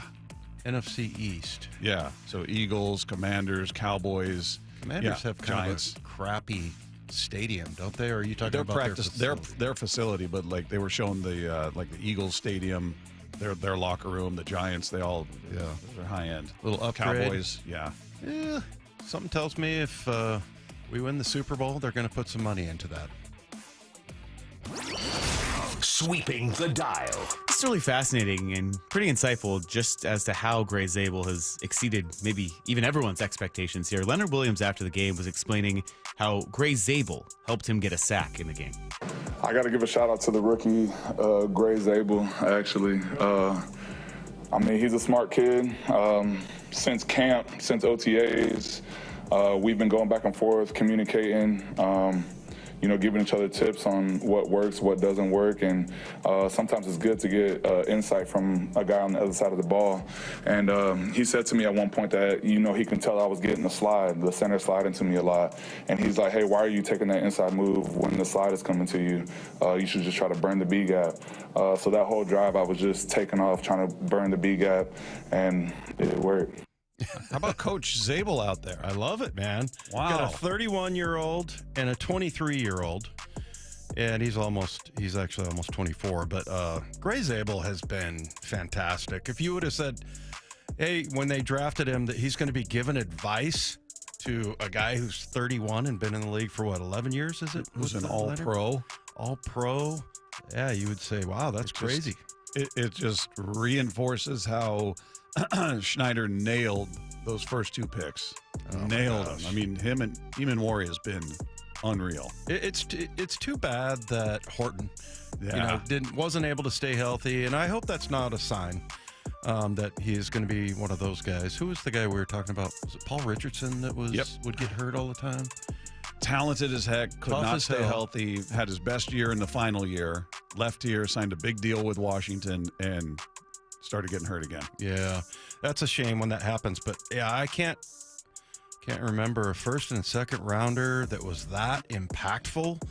I mean, and we'll talk about Schneider tomorrow and later in the week, but just knocking it out of the park, man. This was such a great year for him with not only the draft, and I'll be interested to see how these guys develop. I thought Robbie Utes, I'm not putting pressure on him. I thought he was going to be a bigger part of the run game. Yeah, same with Elijah Arroyo. I thought he was going to be a bigger element. I mean, but that slower start. Yeah, I mean, that's fine. I mean, that's what happens. And your second year is when it usually clicks. It's very rare. I don't care if you're talking about first and second rounders. We saw it with Murphy. Yeah. Byron Murphy, first year, pretty nondescript. Didn't really... Half a sack? Yeah, half sack the whole year. And then this year, tied for the team lead with 7 sacks. And he was very evident on film every week. Sweeping the dial. I'm not sure really how to explain this other than our guy, a menace, the nemesis, the Clown. the pest. Yeah, that's a good way to put it. But I guess the only setup to this is Diamador Lenore refuses to face reality. If you guys were healthy, do you feel like different outcome? Landslide. To have them guys, back, I mean, it's it's going to be a totally different game. But, I mean, we can't make no excuses. We had enough guys in here to get the job done. So I feel like, it just didn't go in our favor today. You just made an excuse, dunce cap. What are you talking about? Landslide. With those guys in here, we'd be... I mean, what are you talking about? This guy... He's the town fool. He's dumb as a stump. And those guys, I mean, look, those are good players. Those are going to give you 35 points? No. You still lose. Yeah. Diamador, and then nice cheap little headbutt on JSN in that game that somehow the officials missed right in front of him, didn't throw a flag, but I would suspect the fine is coming his way from the NFL. How much you think? That's 10 a good to 20,000? Oh, at least. Yeah, it was blatant. It was after the play, and he headbutts him. And that video was all over social media. He's just a poor sport, just a clown. I'm going to send him a note that says, hey, it is tax deductible, so you can carve down you can write it off. Yeah. Basically. Yeah, but I like that he's there because it makes it so easy to hate that team. Yeah. So easy. And he didn't do squat in that game. They didn't do squat. They did nothing well. You got your butt handed to you in you were getting beat so bad in a game that was going to send somebody to the NFC Championship game. The Seahawks unloaded their bench.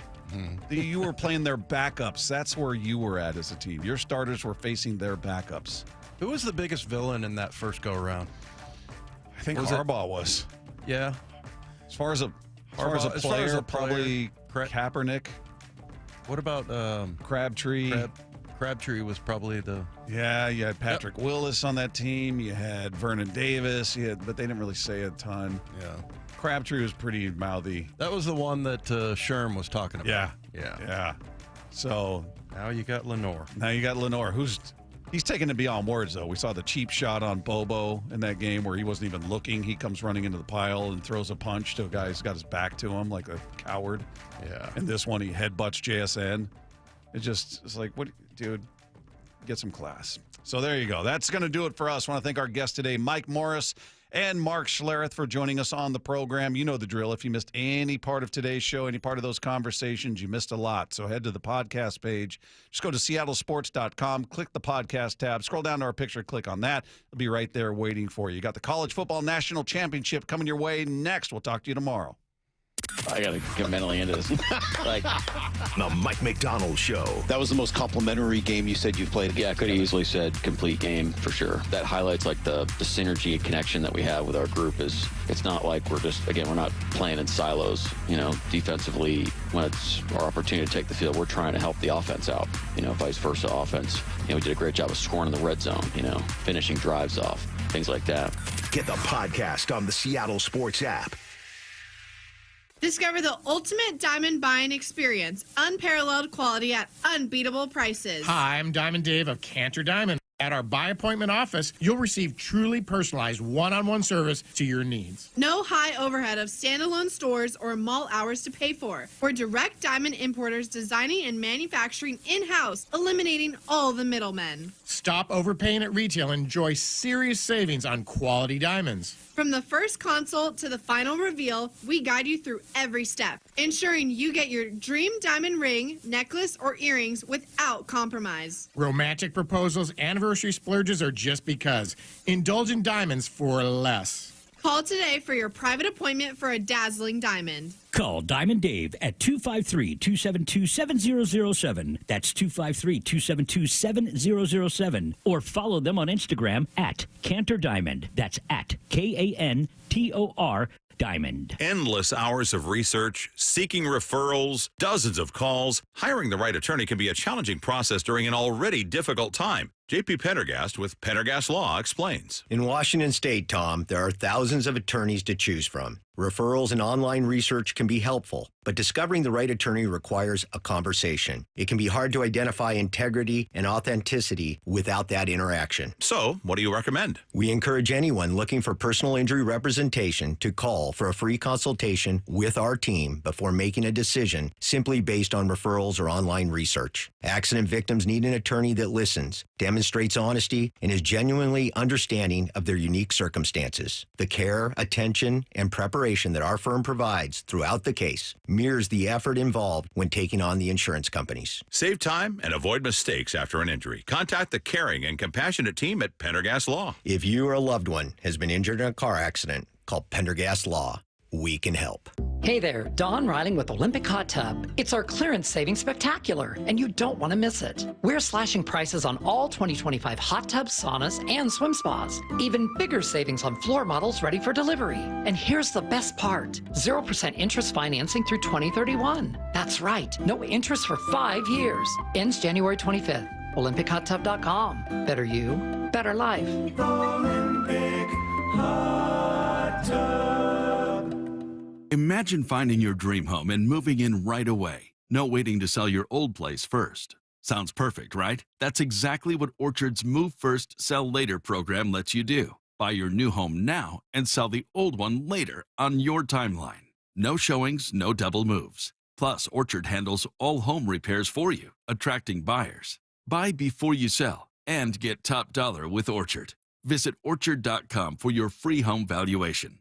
That's Orchard.com. When your check engine light comes on, do you see a repair bill or do you see peace of mind? For 20 years, CarShield's been the name America trusts to help keep you on the road. While other companies stop covering you when your car gets older, CarShield offers protection plans up to 200,000 miles. With over $1 billion in claims paid, we don't just promise protection, we deliver it. Don't let a breakdown break your budget. Get the flexible month-to-month coverage you deserve. Go to CarShield.com. That's CarShield.com today. Progressive knows life takes you in many directions.